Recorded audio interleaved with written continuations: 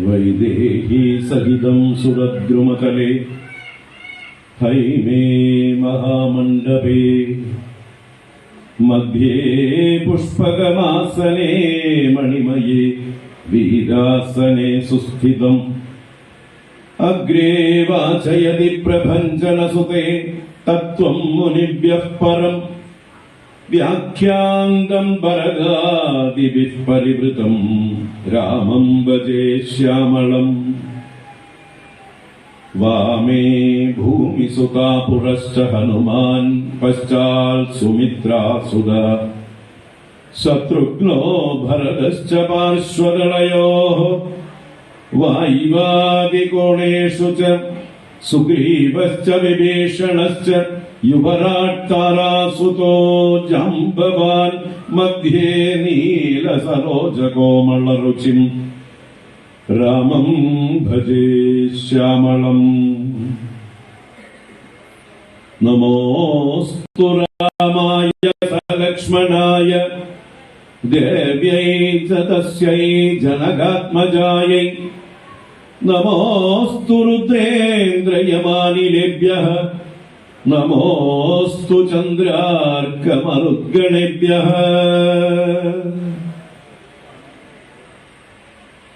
ओम श्री सीता लक्ष्मण वरद शत्रुघ्न हनुमल समेत श्रीरामचंद्र स्वामिने नमः। ओम श्री आंजनेय स्वामिने नमः। हरि ओम हरि ओम। നമ്മുടെ സ്ഥിരം ഓഡിയൻസിന് എല്ലാവർക്കും നമസ്കാരം, ഓൺലൈനിലുള്ള എല്ലാവർക്കും നമസ്കാരം. ഈ വർഷത്തെ രാമായണ മാസം നമ്മൾ ഇന്ന് സമർപ്പിക്കുകയാണ്. കഴിഞ്ഞ 31 ദിവസങ്ങളും വളരെ സന്തോഷമായി, വളരെ വിജയപ്രദമായി വാൽമീകി രാമായണം അയോധ്യാകാന്ഡം നമ്മൾ കാണുകയായിരുന്നു. 119 സർഗങ്ങളാണ് അയോധ്യാകാന്ഡത്തിലുള്ളത്. 4357 ശ്ലോകങ്ങളാണുള്ളത്. ഇത്രയും ശ്ലോകങ്ങൾ ഇനിയിപ്പോ 131 ശ്ലോകം അവസാനം ബാക്കിയുണ്ട്. 4225 ശ്ലോകവും കഴിഞ്ഞു. അപ്പൊ അത്രയും നമ്മൾ ഈ 31 ദിവസം കൊണ്ട് ചർച്ച ചെയ്തു. വളരെ വിശദമായിട്ട് തന്നെ പല ഭാഗങ്ങളും ചർച്ച ചെയ്തു, ചില ഭാഗങ്ങൾ ഓടിച്ചും കണ്ടു. കാരണം ആവർത്തനം ഒരുപാട് വരുന്നുണ്ട്, വർണ്ണനയാണ്. അപ്പൊ വർണ്ണനകൾ നമ്മൾ ഓടിച്ചു കാണും. ചർച്ച ചെയ്യേണ്ട വിഷയങ്ങൾ കൂടുതൽ ചർച്ച ചെയ്തു. നമ്മൾ വിജയപ്രദമായി തന്നെ ഈ 115 സർഗങ്ങളും കഴിഞ്ഞു. ഇനി 4 സർഗങ്ങൾ പേരിന് ബാക്കിയുണ്ട്. അപ്പൊ അതുകൂടി ചേർത്താൽ അയോധ്യാകാന്ഡം നമുക്ക് സമർപ്പിക്കാം. ഇന്നിപ്പോ സമയം നോക്കാം. നമുക്ക് ആകെ 50 മിനിറ്റുകൾ 8 മണി ആവാനായിട്ട്. അപ്പൊ 4 സർഗങ്ങൾ വായിക്കാനുള്ള സമയമേ ഉള്ളൂ. അത് കഴിഞ്ഞ് ഓടിച്ചു പറയാം. എന്താ വെച്ചാല് നമുക്ക് ആ ഒരു തൃപ്തി ഉണ്ടാവും. അയോധ്യാകാന്ഡം മുഴുവൻ വായിച്ചു എന്നുള്ളതായിട്ടുള്ള തൃപ്തി ഉണ്ടാവും. പറയാനുള്ളത് ഞാൻ എന്തായാലും ഓടിച്ച് പറയാം. അപ്പൊ ഇത്രയും ദിവസം കൊണ്ട് നമ്മൾ ഉൾക്കൊണ്ടത് എന്തായാലും അത് നമ്മുടെ ജീവിതത്തിൽ ഒരിക്കലും നമുക്ക് മറക്കാൻ പറ്റാത്തതായിട്ടുള്ള കാര്യങ്ങളാണ്. ആ രാമന്റെയും ഭരതന്റെയും ത്യാഗത്തിന്റെ, ധർമ്മബോധത്തിന്റെ ഒരു മത്സരം തന്നെയെന്ന് പറയാം.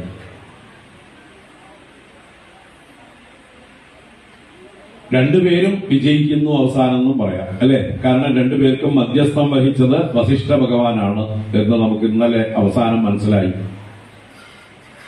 ഭരദ്വാജ മഹർഷിയെ ചെന്ന് അവസാനം തിരിച്ചു പോകുന്ന പോക്കില് മടങ്ങുന്നതായിട്ട് സമയത്ത് ഭരതൻ ചെന്ന് നമസ്കരിക്കുമ്പോൾ ആ ഭരദ്വാജ മഹർഷി ചോദിക്കേണ്ട, രാമനെ കണ്ടുവോ, എന്താ അയാള് തിരിച്ചു വരുന്നുണ്ടോ, സമ്മതിച്ചോ, നിങ്ങൾ ആവശ്യപ്പെട്ട പ്രകാരം മടങ്ങി വരുന്നുണ്ടോ എന്നൊക്കെ ചോദിച്ചതായിട്ടുള്ള സമയത്ത് ഭരതൻ പറയാണ്, ഞങ്ങൾ കണ്ടു, ചെന്ന് കണ്ടു, പറയാനുള്ളതൊക്കെ പറഞ്ഞു, പക്ഷേ അദ്ദേഹം വഴങ്ങാൻ തയ്യാറില്ലായിരുന്നു. അവസാനം വസിഷ്ഠ മഹർഷിയാണ് പറഞ്ഞത്, ആ കൊണ്ടുവന്ന 2 പാദുകങ്ങൾ, സ്വർണം കൊണ്ട് കെട്ടിയിട്ടുള്ള പാദുകങ്ങളെ അദ്ദേഹത്തിന്റെ പാദത്തിൽ വെച്ച് സ്വീകരിക്കൂ എന്ന് എന്നോട് ഗുരു ആജ്ഞാപിച്ചു. വസിഷ്ഠൻ ഗുരു ആജ്ഞാപിച്ചു, ഞാൻ അത് പ്രകാരം ചെയ്തു. അങ്ങനെ ആ ശ്രീരാമൻ തന്റെ പാദങ്ങളെ ആ പാദുകങ്ങളിൽ വെച്ച് അതിൽ നിന്ന് ഇറങ്ങി തന്നു. അപ്പൊ അത് പ്രതീകമായിട്ട് ആ പാദുകങ്ങളെ രാമന്റെ പാദങ്ങളായി തന്നെ കണ്ടുകൊണ്ട് അതിനെ തന്നെ സിംഹാസനത്തിൽ കൊണ്ടുവന്ന് അഭിഷേകം വെച്ച് പിന്നീട് ആ രാമനാണ് ഭരിക്കുന്നത്, രാമന് വേണ്ടി വിശ്വസ്തനായ താൻ ഭരിക്കുന്നു എന്ന് മാത്രമേ ഉള്ളൂ, ഒരു നിമിത്ത മാത്രമായിട്ടാണ് ഭരതൻ അവിടെ രാജ്യഭാരം കൈയാളുന്നത്. തുറന്നു വയ്ക്കും, തണുക്ക വെള്ളം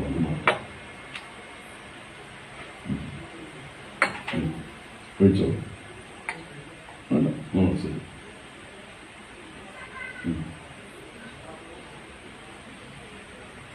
വെച്ചോളൂ.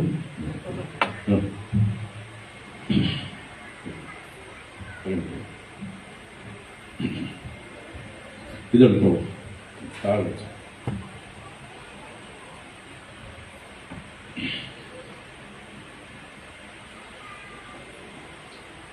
അപ്പോ അവസാനം നമ്മൾ ആ പാദുക പട്ടാഭിഷേകം കണ്ടു. പാദുകങ്ങളെ സിംഹാസനത്തിൽ വെച്ച് അഭിഷേകം ചെയ്ത് ഭരണം ആ രാമനിൽ സമർപ്പിച്ചുകൊണ്ട് രാമനാണ് രാജാവ് എന്ന രീതിയിലാണ് ഭരതൻ ഭരിക്കുന്നത്. അതുവരെയുള്ള ഭാഗങ്ങൾ നമ്മൾ ഒരുവിധം നന്നായിട്ട് തന്നെ ആസ്വദിച്ചു. മനസ്സിൽ എല്ലാവരുടെ ഉള്ളിലും ഉറച്ചിരിക്കട്ടെ. ഒരു രാമന്റെ പിതൃഭക്തിയും ഭരതന്റെ ഭ്രാതൃഭക്തിയും രണ്ടും തമ്മിലുള്ള ഒരു ത്യാഗത്തിന്റെ മത്സരമായിരുന്നു. ധർമ്മത്തിന്റെ, രണ്ടുപേരും 2 ധർമ്മങ്ങൾ പറഞ്ഞുകൊണ്ട് 2 ധർമ്മങ്ങളും ശരിയാണ്. അതിന് വസിഷ്ഠന്റെ മധ്യസ്ഥത്തില് ഇങ്ങനൊരു തീരുമാനമായി പാദുകങ്ങൾ തന്നെ ഭരിക്കുക എന്നുള്ളത്. അപ്പോ നമുക്ക് തുടർന്നുള്ള ഭാഗം 4 സർഗങ്ങളാണ്. ഓടിച്ച് ഞാൻ വേഗം വായിച്ചിട്ട് കുറച്ച് അതിന്റെ ആശയം സംഗ്രഹിച്ച് മാത്രം ഓരോ സർഗവും പറയാം. അങ്ങനെ നമുക്ക് ഈ വർഷം സമർപ്പിക്കാം. കാരണം നമ്മുടെ സമയം അപഹരിച്ചു പോയി അല്ലെ. 5 മണിക്ക് തുടങ്ങേണ്ട പരിപാടി 6 മണി കഴിഞ്ഞു. അപ്പോ അത് ഷോഡശോത്തരതമസർഗ ഷോഡശോത്തര ശതതമസർഗ. പ്രതിപ്രയാദേ ഭരതേ വസൻ രാമസ്തപോവനെ ലക്ഷയാമാസ സ്വത്വേകം അതൗത്സുക്യം തപസ്വിനാം. യേ തത്ര ചിത്രകൂടസ്യ പുരസ്താത് താപസാശ്രമേ രാമമാശ്രിത്യ നിരതാഃ താൻ അലക്ഷയത് ഉത്സുകാൻ നയനൈർ ഭൃഗുഡീഭിശ്ച രാമമുദ്ദിശ്യ ശങ്കിതാഃ അന്യോന്യമുപജൽപന്തഃ ശനൈശ്ചക്രുർമിദക്കദാഃ.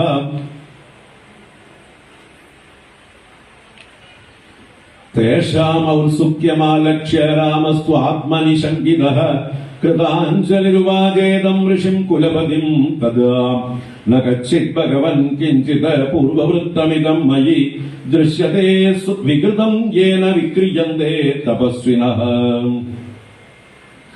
പ്രമാദാച്ചരിതം കിഞ്ചിത് കച്ചിന്നാവരജസ്യ മേ ലക്ഷ്മണസ്യ ഋഷിഭിർദൃഷ്ടം നാനരൂപമിവാത്മനഃ കച്ചിത് ശുശ്രൂഷമാണാവഃ ശുശ്രൂഷണപരാമയി പ്രമാദാഭ്യുചിതാം വൃത്തിം സീതായുക്താം നവർത്തത്തെ അദർശിർജരയാ വൃദ്ധഃ തപസാ ജരാംഗതഃ വേപമാനൈവോവാച രാമം ഭൂതദയാപരം കുതഃ കല്യാണസത്വായാഃ കല്യാണാവിരതേസ്തദാ ചലനം താദവൈദേഹ്യാഃ തപസ്വിഷു വിശേഷതഃ ത്വന്നിമിത്തമിദം താദ താപസാം പ്രതിവർത്തതേ രക്ഷോഭ്യസ്തേന സംവിഘ്നാഃ കഥയന്തി മിതഃ കഥാഃ. രാവണാവരജഃ കശ്ചിത് ഖരോ നാമേഹ രാക്ഷസഃ ഉൽപാട്യ താപസാൻ സർവാൻ ജനസ്ഥാൻ അനികേതനാൻ. ദൃഷ്ടശ്ച ചിതകാശീ ച നൃശംസഃ പുരുഷാദകഃ അവലിപ്തശ്ച പാപശ്ച ത്വാം ച താദ ന മൃഷ്യത്തെ. ത്വം യദാ പ്രഭൃതി ഹ്യസ്മിन् ആശ്രമേ താദവ വർത്തസേ തദാ പ്രഭൃതി രക്ഷാംസി വിപ്രകുർവന്തി താപസാൻ ദർശയന്തി ബീഭത്സൈഃ ക്രൂരൈർഭീഷണകൈരപി നാനാരൂപൈർവിരൂപൈശ്ച രൂപൈർ അസുഖദർശനൈഃ അപ്രശസ്തൈർ അശുചിഭിഃ സംപ്രയോജ്യ ച താപസാൻ പ്രതിഘ്നന്ത്യപരാൻ ക്ഷിപ്രം അനാര്യാ പുരതസ്ഥിതാഃ തേഷു തേഷ്വാശ്രമസ്ഥാനേഷു അബുദ്ധമവലീയ ച രമന്തെ താപസാൻ തത്ര നാശയന്തോൽപചേതസഃ അപക്ഷിപന്തി സൃഗ്ഭാണ്ഡാൻ അഗ്നീൻ സിഞ്ചന്തി വാരിണാ കലശാംശ്ച പ്രമൃദ്നന്തി ഹവനേ സമുപസ്ഥിതേ തൈർദുരാത്മവിരാമൃഷ്ടാനാശ്രമാൻ പ്രതിഹാസവഃ ഗമനായാന്യദേശസ്യ ചോദയന്തി ഋഷയോദ്യമാം തൽപുരാ രാമശാരീരീം ഉപഹിംസാം തപസ്വിഷു ദർശയന്തി ദുഷ്ടാന്തെ ത്യക്ഷ്യാമ ഇമമാശ്രമം ബഹുമൂലബലം ചിത്രമവിദൂരാദിതോ വനം കണ്വസ്യാശ്രമമേവാഹം ശ്രയിഷ്യേ സഗണഃ പുനഃ കരസ്ത്വയ്യവിചായുക്തം പുരാതാദ പ്രവർത്തത്തെ സഹാസ്മാഭിരിതോ ഗച്ഛ യദി ബുദ്ധിഃ പ്രവർത്തത്തെ സകളത്രസ്യ സന്ദേഹോ നിത്യം യത്തസ്യ രാഘവ സമർത്ഥസ്യാഭിഃ സതോ വാസോ ദുഃഖമിഹാദ്യത്തെ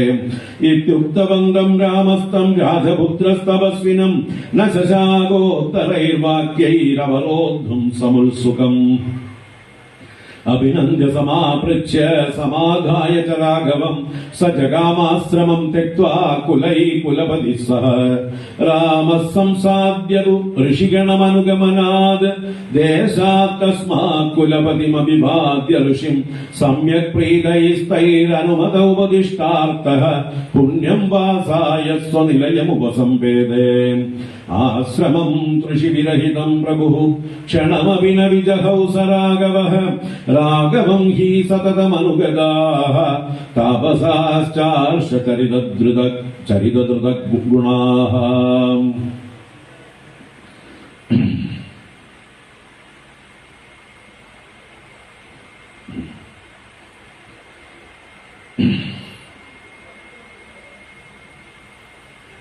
ഈ ഒരു സർഗത്തില് ചിത്രകൂടത്തിലായിരുന്നു ഇതുവരെ രാമനും ലക്ഷ്മണനും സീതയും വസിച്ചുകൊണ്ടിരുന്നത്. അപ്പോൾ അവിടെ ചുറ്റും ധാരാളം ഋഷിമണ്ഡലം ഉണ്ട്, ഋഷീശ്വരന്മാരുണ്ട്. അവരോടൊക്കെ ആയിട്ട് ചോദിക്കുകയാണ്, ഞാനും ലക്ഷ്മണനും സീതയും നിങ്ങൾക്ക് എന്തെങ്കിലും അപരാധം ഇതുവരെ ചെയ്തിട്ടുണ്ടോ? ഞങ്ങളിൽ നിന്ന് എന്തെങ്കിലും വീഴ്ചകൾ വന്നിട്ടുണ്ടോ? ഉണ്ടെങ്കിൽ ക്ഷമിക്കണം എന്ന് പറഞ്ഞുകൊണ്ടുള്ള ആദ്യത്തെ ഇത് പറഞ്ഞിട്ട്, ഞങ്ങൾ ഇനി ഇവിടുന്ന് വസിക്കാൻ ഉദ്ദേശിക്കുന്നില്ല, ദണ്ഡകാരണ്യത്തിലേക്ക് പോകാൻ ആഗ്രഹിക്കുന്നു. അപ്പോ ഞങ്ങൾ ഇനി എന്തെങ്കിലും അങ്ങേക്ക് വേണ്ടി ചെയ്യേണ്ടതുണ്ടോ, നിങ്ങൾക്ക് വേണ്ടി ചെയ്യേണ്ടത്? ആ ഋഷിമണ്ഡലത്തിന്റെ മുഴുവൻ ഒരു പ്രമുഖനായിട്ടുള്ള ഒരു ഋഷിയെ അഭിമുഖീകരിച്ചുകൊണ്ടാണ് ഇത് പറയുന്നത്. അവരുടെ കുലപതി എന്ന് പറയുന്ന ഒരു ഋഷിയോടാണ് ഇത് പറയുന്നത്. അപ്പൊ എന്തെങ്കിലും ചെയ്യാനുണ്ടോ എന്നൊക്കെ ചോദിക്കുമ്പോഴാണ് അദ്ദേഹം പറയുന്നത്, ഞങ്ങൾക്ക് നിങ്ങൾ ഇവിടെ താമസിച്ചുകൊണ്ട് വളരെ ധൈര്യമായിരുന്നു, ദുഷ്ടന്മാരായിട്ടുള്ള അസുരന്മാർ രാക്ഷസന്മാരൊന്നും ഞങ്ങളെ ഉപദ്രവിച്ചില്ല, എല്ലാവരും പേടിച്ച് മാറി നിൽക്കുകയായിരുന്നു, നിങ്ങൾ രക്ഷയായിട്ട് ഞങ്ങൾക്ക് കൂടെ ഉണ്ടായിരുന്നു, എന്തായാലും ഞങ്ങൾക്ക് നിങ്ങളെ കൊണ്ടൊരു ഉപദ്രവവും ഇതുവരെ ഉണ്ടായിട്ടില്ല. ഇനിയിപ്പോ നിങ്ങൾ പോകാൻ ആഗ്രഹിക്കുകയാണെങ്കിൽ ഇവിടുന്ന് ദണ്ഡകാരണ്യത്തില് ആ ഗരൻ എന്ന് പറയുന്നതായിട്ട് ദുഷ്ടനായിട്ടുള്ള അസുരനുണ്ട്, അവനെ ജനസ്ഥാനം എന്ന് പറയുന്ന സ്ഥാനത്താണ് അവനുള്ളത്. നമ്മുടെ പഞ്ചവടിക്ക് അടുത്തുള്ള സ്ഥലമാണ് ജനസ്ഥാനം എന്ന് പറയുന്നത്. അപ്പൊ ആ പഞ്ചവടിയിലേക്കാണ് രാമൻ പോകാൻ പോകുന്നത്, അഥവാ അവിടേക്കാണ് പോകേണ്ടത് എന്ന് രാമനെ സൂചിപ്പിക്കുകയാണ്. ആ ജനസ്ഥാനത്തേക്ക് പോകൂ, അവിടെയാണ് ധാരാളം രാക്ഷസന്മാർ തമ്പടിച്ചിരിക്കുന്നത് ഈ ഗരന്റെ നേതൃത്വത്തില്. ഗരദൂഷണ തൃശിരാക്കൾ എന്ന് പറയുന്ന രാവണന്റെ കസിൻസാണ്, രാവണന്റെ അർദ്ധ സഹോദരന്മാരാണ് ഇവര് 3 പേരും. അവരുടെ കീഴിൽ ഒരുപാട് രാക്ഷസന്മാർ അവിടെ ക്യാമ്പ് ചെയ്തിട്ടുണ്ട്. ഞങ്ങളെ മുനിമാരെ ഒരുപാട് ഉപദ്രവിക്കുന്നതാണ് അവര്. ഒരുപാട് മുനിമാരെ പീഡിപ്പിച്ചുകൊണ്ടും അവരെയൊക്കെ ഭക്ഷിച്ചുകൊണ്ടും ഒക്കെ കഴിഞ്ഞുകൂടുന്നുണ്ട്. അപ്പൊ അവരിൽ നിന്നൊക്കെ ഞങ്ങൾക്ക് രക്ഷ വേണം, ഋഷിമാർക്ക് എല്ലാവർക്കും. അതിനുവേണ്ടി എന്തെങ്കിലും ചെയ്താൽ വേണ്ടില്ല. ആ ഗരദൂഷണ തൃശിലാക്കളാകുന്ന രാക്ഷസന്മാരെ വധിച്ച് അവരിൽ നിന്ന് മുനിമണ്ഡലത്തെ രക്ഷിക്കണം എന്നുള്ള ഒരു സൂചനയാണ് ആവശ്യപ്പെടുന്നത്. അത് പ്രകാരം ഇനി അവരും പറയുന്നുണ്ട്, ഞങ്ങളും ഇനിയിപ്പോ അങ്ങ് വിടുന്ന് വിട്ടുപോയി കഴിഞ്ഞാൽ ഞങ്ങളുടെ ഗുരുക്കന്മാരുടെ സ്ഥലങ്ങളിലേക്ക്, പൂർവിക സ്ഥലങ്ങളിലേക്കൊക്കെ പോവുകയാണ് എന്നും കൂടി അവരുടെ ഇവിടുന്ന് വിട്ടുപോകാൻ ആഗ്രഹിക്കുന്നവരൊക്കെ പറയുന്നു. അങ്ങനെ പരസ്പരം പറഞ്ഞുകൊണ്ട് രാമൻ അവിടുന്ന് വിട്ടുപോകുന്നത് വരേക്കും അവരും അവിടെ തന്നെ കാവലിരിക്കുന്നു എന്ന് പറഞ്ഞുകൊണ്ടാണ് രാമൻ പോകാൻ പുറപ്പെടുന്നേ ഉള്ളൂ. ചിത്രകൂടം വെടിഞ്ഞ് അടുത്ത് ദണ്ഡകാരണ്യത്തിലേക്ക് പോകുന്ന വഴിയിലാണ് ഇനി അത്രി മഹർഷിയെ കാണാൻ പോകുന്നത്. ആ അത്രി മഹർഷിയുടെ ആശ്രമത്തിലേക്കുള്ള പ്രവേശമാണ് അടുത്ത അധ്യായങ്ങളിൽ, അടുത്ത സർഗങ്ങളിൽ കാണുന്നത്. അപ്പോ ആ ഒരു പുറപ്പാട് വിദ്യാർഷേ ശ്രീമദ് രാമായണേ വാൽമീകിയോധ്യാകാണ്ഡേ ഷോഡശോത്തര ശതം സർഗം 16 കഴിഞ്ഞു. നമുക്ക് ഇന്ന് ഇങ്ങനെ കാണാൻ പറ്റുള്ളൂ. കൂടുതൽ വിശദീകരിക്കാനുള്ള സമയം നമുക്ക് നഷ്ടപ്പെട്ടു.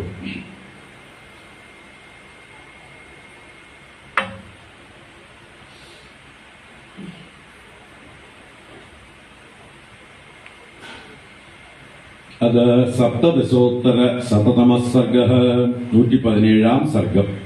അത്രി മഹർഷിയുടെ അടുത്തേക്ക് രാമലക്ഷ്മണന്മാർ പോകുന്നതാണ്. എന്തായി? വേർക്കുണ്ട്. ഏതെങ്കിലും ഒരു ഫാന് നന്നായിട്ട് കിട്ടണം. ഇത് താഴ്ന്നു കിടക്കണം.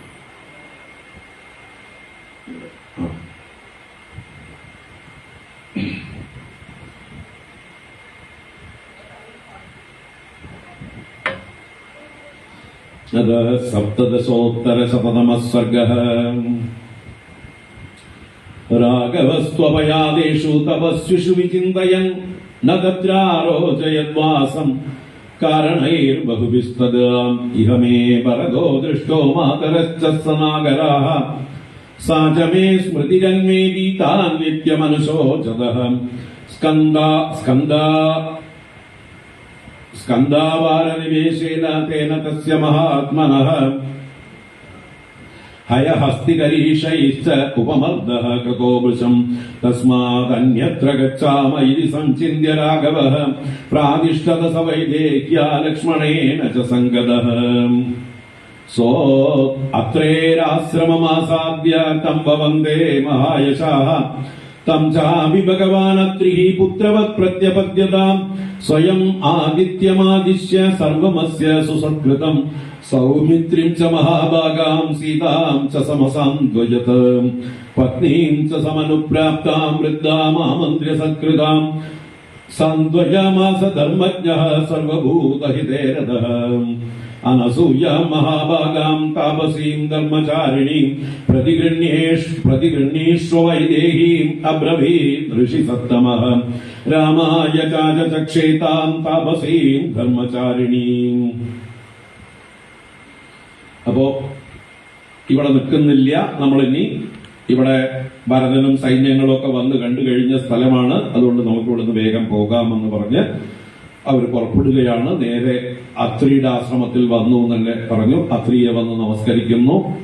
അത്രി മഹർഷിയെ നമസ്കരിച്ചതായിട്ട് സമയത്ത് അദ്ദേഹം സന്തോഷത്തോടെ അവരെ സ്വീകരിക്കുന്നു. എന്നിട്ട് സീതയോടായിട്ട് പറയുന്നു, ഇവിടെ ഒരു താപസിയുണ്ട്, അത്രിയുടെ ഭാര്യ അനസൂയ, ആ ദേവിയെയും കാണണം, കണ്ടിട്ട് വേണം, അവരുടെ അനുഗ്രഹം മേടിച്ചിട്ട് വേണം പോകാൻ എന്നൊക്കെ പറയുന്നു. രാമനോടും പറയുന്നു, ഇങ്ങനെ ഒരു വൃദ്ധയായിട്ടുള്ളൊരു എന്റെ പത്നിയുണ്ട്, അവരെ കൂടി ഒന്ന് കാണണം എന്ന് പറഞ്ഞ് അനസൂയയെ കാണാൻ വേണ്ടി പറയുകയാണ്. ദശവർഷാണി അനാവൃഷ്ട്യാ ദഗ്ധേ ലോകേ നിരന്തരം യയാ മൂലബലേ സൃഷ്ടേ ജാഹ്നവീ ച പ്രവർത്തിതാം.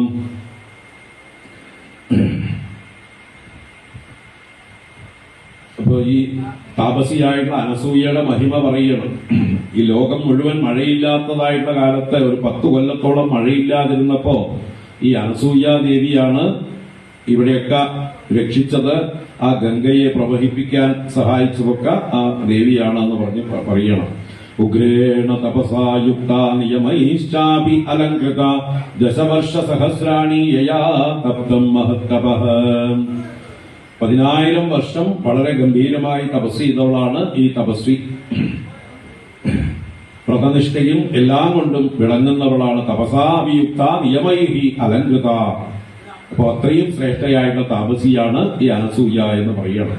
അനസൂയാവ്രതൈസ്നാദാ പ്രത്യൂഹാശ്ച നിബർഹിതാഃ ദേവകാര്യനിമിത്തം ച യയാ സന്ത്വരമാണയാ ദശരാത്രം കൃതാ രാത്രിഃ സേയം മാദേവതേ അനഘം.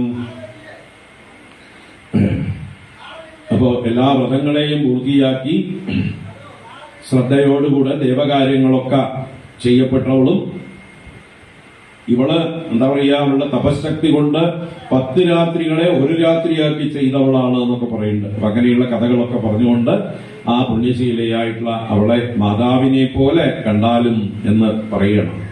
താമിമാം സർവഭൂതാനാം നമസ്കാര്യാം യശസ്വിനീം അഭിഗച്ഛതു വൈദേഹി വൃദ്ധാം അക്രോദനാം സദാം. എല്ലാവരാലും പൂജ്യയായിരിക്കുന്ന വൃദ്ധയായിരിക്കുന്ന ആ ദേവിയെ വൈദേഹി ചെന്ന് കാണട്ടെ. ഏവം ബ്രുവാണം തം ഋഷിം തദേത്യുക്ത്വാ സരാഘവഃ സീതാമുവാച ധർമ്മജ്ഞാം ഇമം വചനമുത്തമം രാജപുത്രീ ശ്രുതം ത്വേതത് മുനേരസ്യ സമീലിതം ശ്രേയോത്തമാത്മനഃ ശീഘ്രം അഭിഗച്ഛ തപസ്വിനീം അനസൂയേതി യാ ലോകേ കർമ്മഭിര്യാദിമാഗത താം ശീഘ്രം അഭിഗച്ഛത്വം അഭിഗമ്യാം തപസ്വിനീം. അപ്പോ ആ അത്രിയുടെ വാക്കുകൾ കേട്ട രാമൻ സീതയോട് പറയണ്, ആ അമ്മയെ ചെന്ന് കാണൂ, തപസ്വിനിയായിട്ട് അനസൂയയെ ചെന്ന് കാണൂ എന്ന് അവരുടെ മഹാത്മ്യം വീണ്ടും പറയണം. സീതാത്വേതദ്വചസ്കൃത്വാ രാഘവസ്യ ഹിതൈഷിണഃ താമത്രിപത്നീം ധർമ്മജ്ഞാം അഭിചക്രാമ മൈഥിലീ ശിഥിലാം വാലിതാം വൃദ്ധാം ജരാപാണ്ഡുരമൂർധജാം സതതം വേപമാനാംഗീം പ്രഭാതേ കദളീം യദാ താം തു സീതാ മഹാഭാഗാം അനസൂയാം പതിവ്രതാം അഭ്യവാദയത് അവ്യഗ്രാ സ്വനാമ സമുദാഹരത്. അപ്പൊ ഭർത്താവിന്റെ വാക്ക് കേട്ട് സീത ചെന്ന് അത്രിയെ ചെന്ന് അനസൂയയെ ചെന്ന് വണങ്ങി, വേഗം ചെന്ന് വണങ്ങി എന്ന് പറയുന്ന ആ അനസൂയയെ വർണ്ണിക്കുകയാണ്. അവ എത്ര വയസ്സായിട്ടുണ്ട് എന്ന് സൂചിപ്പിക്കണം. വളരെ ശരീരം തളർന്ന് ചുക്കിച്ചുളുങ്ങിയതായിട്ടുള്ള തൊലിയോടുകൂടി നരച്ച് വെളുത്ത തലമുടിയോടുകൂടി ഒരു കാറ്റത്ത് വാഴയാട് പോലെ നിൽക്കുന്നുണ്ട് എന്ന്. അത്രയും വയസ്സായി വിറച്ചുകൊണ്ടാണ് പ്രായം കൊണ്ട് നിൽക്കുന്നത്. ആ കാറ്റത്ത് പ്രഭാതേ കദളീം യഥാ സതതം വേപമാനാങ്കി, ദേഹം വിറച്ചുകൊണ്ടിരിക്കുന്നവളും എന്നാൽ പുണ്യവതിയും പതിവ്രതയുമായിട്ടുള്ള അനസൂയയെ ചെന്ന് ഭക്തി പുരസ്സരം കുമ്പിട്ട് നമസ്കരിച്ചു.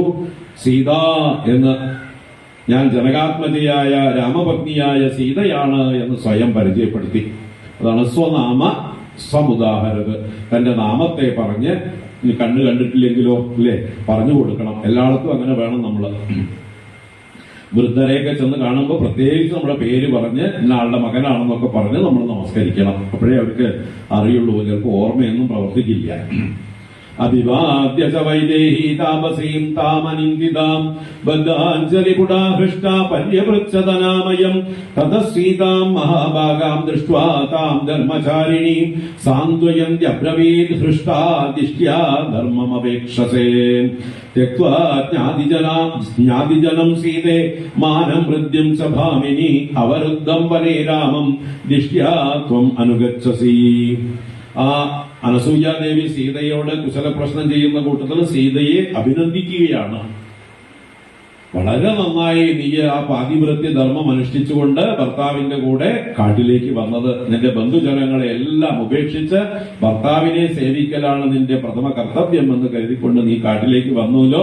ഇത് തന്നെയാണ് ഒരു പതിവ്രതയുടെ ഉത്തമ ധർമ്മം എന്ന് പറഞ്ഞ് അനസൂയ ഇത്രയും പ്രായമുള്ള അമ്മയിൽ നിന്ന് ഇങ്ങനെയുള്ള നല്ല വാക്കുകൾ കേൾക്കുക എന്ന് പറഞ്ഞാൽ സീതയ്ക്ക് ഇതിലും അല്ലെ എത്ര സന്തോഷം ഉണ്ടാക്കുന്നതാണ്, എത്ര പ്രചോദനം നൽകുന്നതാണ്, എത്ര ധന്യത നൽകുന്നതാണ്. താൻ ചെയ്തത് ശരിയാണെന്ന് പറയാൻ ആൾക്കാരുണ്ട്, അതും അറിവുള്ളവർ, മോശക്കാരല്ല. ഇത്രയും പ്രായമായിട്ടുള്ള തപസ്വിനി. നഗരസ്ഥോ വനസ്ഥോ വാ പാപോ വാ യദി വാ ശുഭഃ യാസാം സ്ത്രീണാം പ്രിയോ ഭർത്താ താസാം ലോകാ മഹോദയാഃ ദുശീലകാമവൃത്തോ വാ ധനൈർവാ പരിവർജിതഃ സ്ത്രീണാമാല്യ സ്വഭാവാനാം പരമം ദൈവതം പതിഃ. അപ്പൊ ഒരു പതിവ്രതയുടെ ധർമ്മം എന്താണെന്ന് സൂചിപ്പിക്കുന്ന വാക്കുകളാണ്. സ്ത്രീകൾക്ക് ഭർത്താവ് എവിടെ ഇരുന്നാലും, നാട്ടിലാണെങ്കിലും കാട്ടിലിരുന്നാലും, ദുഷ്ടനായാലും ശിഷ്ടനായാലും അവനായിരിക്കണം ഏറ്റവും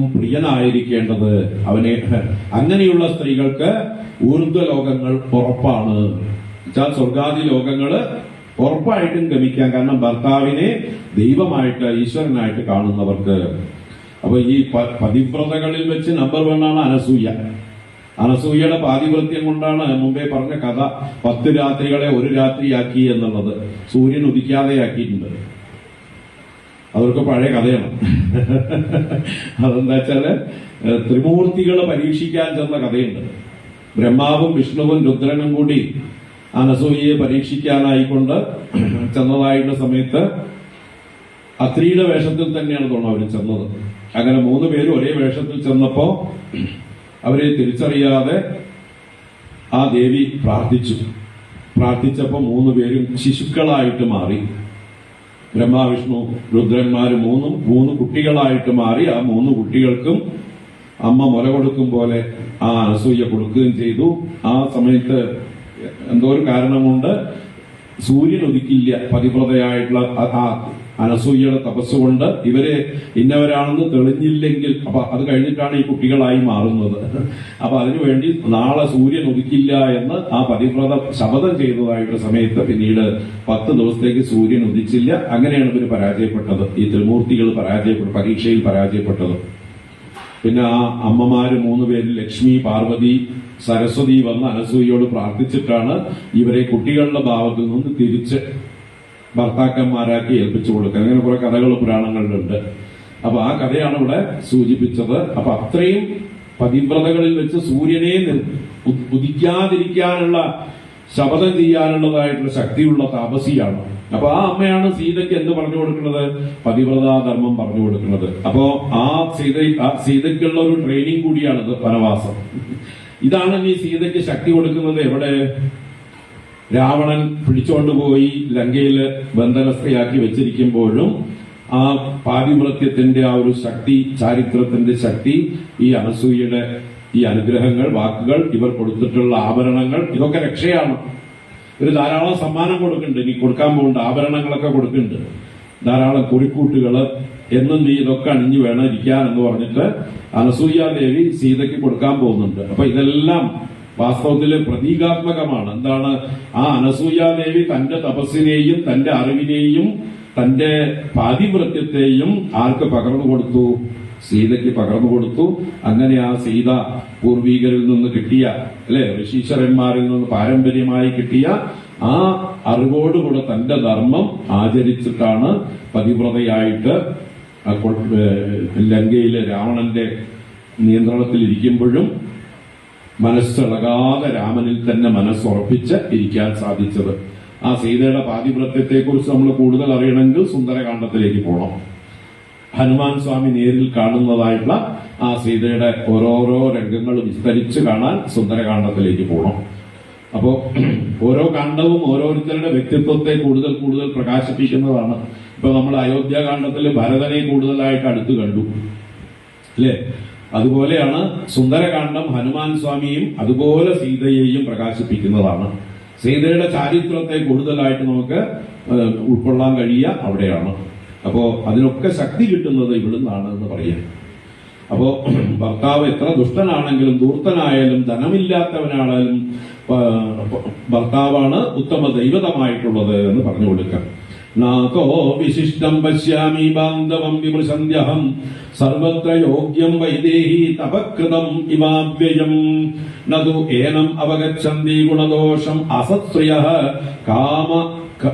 കാമവക്തവ്യഹൃദയ ഭർതൃനാഥാശ്ചരന്തിയാം.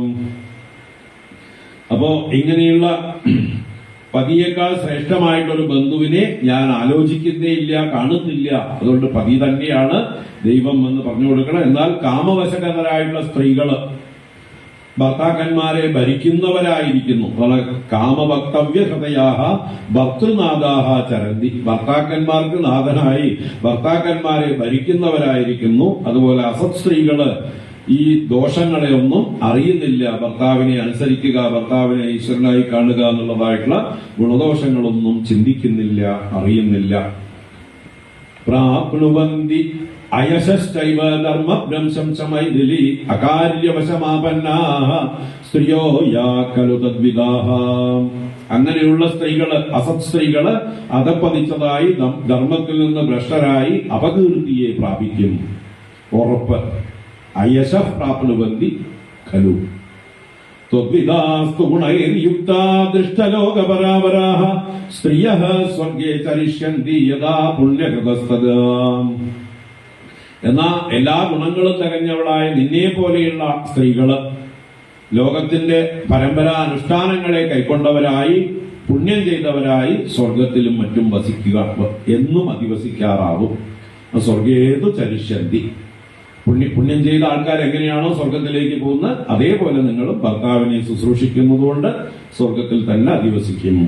തദേവമേനം ത്വമനുവ്രതാ സതി പതിവ്രതാനാം സമയാനുവർത്തിനി ഭവസ്വഭർത്തുഃ സഹധർമ്മചാരിണി യശശ്ച ധർമ്മം ച തതഃ സമാപ്സ്യസി. അതുകൊണ്ട് നീയും ഈ ഭർത്താവിനെ തന്നെ അനുസരിക്കുന്നവളായി ആ പതിവ്രതകളുടെ അനുഷ്ഠാനത്തെ തന്നെ അനുവർത്തിച്ചു നടന്ന് ഭർത്താവിന്റെ ധർമ്മങ്ങളെ അനുഷ്ഠിച്ചുകൊണ്ട് വർത്തിച്ചാലും അതുകൊണ്ട് നിനക്ക് യശസ്സും ധർമ്മവും പ്രാപിക്കുന്നതാണ്, പുണ്യലോകങ്ങളൊക്കെ ലഭിക്കുന്നതാണ് എന്ന് പറഞ്ഞ് അനുഗ്രഹിക്കുന്നു. ഇത്യാർഷേ ശ്രീമദ് രാമായണേ വാൽമീകീയേ ആദികാവ്യ അയോധ്യാകാണ്ഡേ സപ്തദശോത്തര ശതതമ സർഗഃ. അത് അഷ്ടാദശോത്തര ശതതമ സർഗഃ, 118 സർഗം. ആ അനസൂയാദേവി ആഭരണങ്ങളും മറ്റുമൊക്കെ അലങ്കാരങ്ങളും ഒക്കെ കൊടുക്കുന്നതാണ് സമാനമായിട്ട്. സാത്വേവ മുക്താ വൈദേഹീനസൂയാനസൂയയ പ്രതിപൂജ്യ വചോ മന്ദം പ്രവക്തം ഉപചക്രമേ. ഇങ്ങനെ അനസൂയയുടെ വാക്കുകൾ കേട്ട വൈദേഹി മറുപടി പറയണം. നൈതദാശ്ചര്യമാര്യായ യന്മാം ത്വമഭിഭാഷസേ വിദിതം തു മമാപ്യേതദ് യഥാ നാര്യാഃ പതിർഗുരുഃ. ഒരു സ്ത്രീക്ക് ഭർത്താവ് തന്നെയാണ് ദൈവം എന്നുള്ളത് എനിക്ക് നല്ല ബോധ്യമുള്ളതാണ്. മമ വിദിതം. എന്തായാലും അങ്ങനെയാണെങ്കിലും അമ്മ ഉപദേശം ചെയ്തത് എനിക്ക് വളരെ സന്തോഷമായി. അമ്മയെ പോലെയുള്ള പൂജ്യരായിട്ടുള്ള ആളുകൾ ഇങ്ങനെ പറഞ്ഞില്ലെങ്കിലേ ആശ്ചര്യപ്പെടാനുള്ളൂ എന്ന് അവരുടെ ആ ഉപദേശത്തെ വളരെ നല്ല രീതിയിൽ സ്വീകരിച്ചു. യദ്യപ്യേഷ ഭവേത് ഭർത്താമമാര്യേ വൃത്തവർജിതഃ അദ്വൈതം ഉപചർത്തവ്യഃ തദാ അപ്യേഷ മയാ ഭവേത്. അപ്പൊ അല്ലയോ പൂജ്യയായിരിക്കുന്ന അനസൂയാദേവി, എന്റെ ഭർത്താവായിട്ടുള്ള ഇദ്ദേഹം വൃത്തവർജിതഃ ഭവേത് യദ്യപി, ഇദ്ദേഹം വഴിതെറ്റി നടക്കുന്നവനാണെങ്കിലും അധർമ്മം പ്രവർത്തിക്കുന്നവനാണെങ്കിലും തഥാപി ഏഷ മയാ അദ്വൈതം ഉപചർത്തവ്യഃ ഭവേത്, ഇദ്ദേഹത്തെ ഞാൻ മനസ്സിൽ യാതൊരു വ്യത്യാസവും കൂടാതെ തന്നെ ഉപചരിക്കപ്പെടും.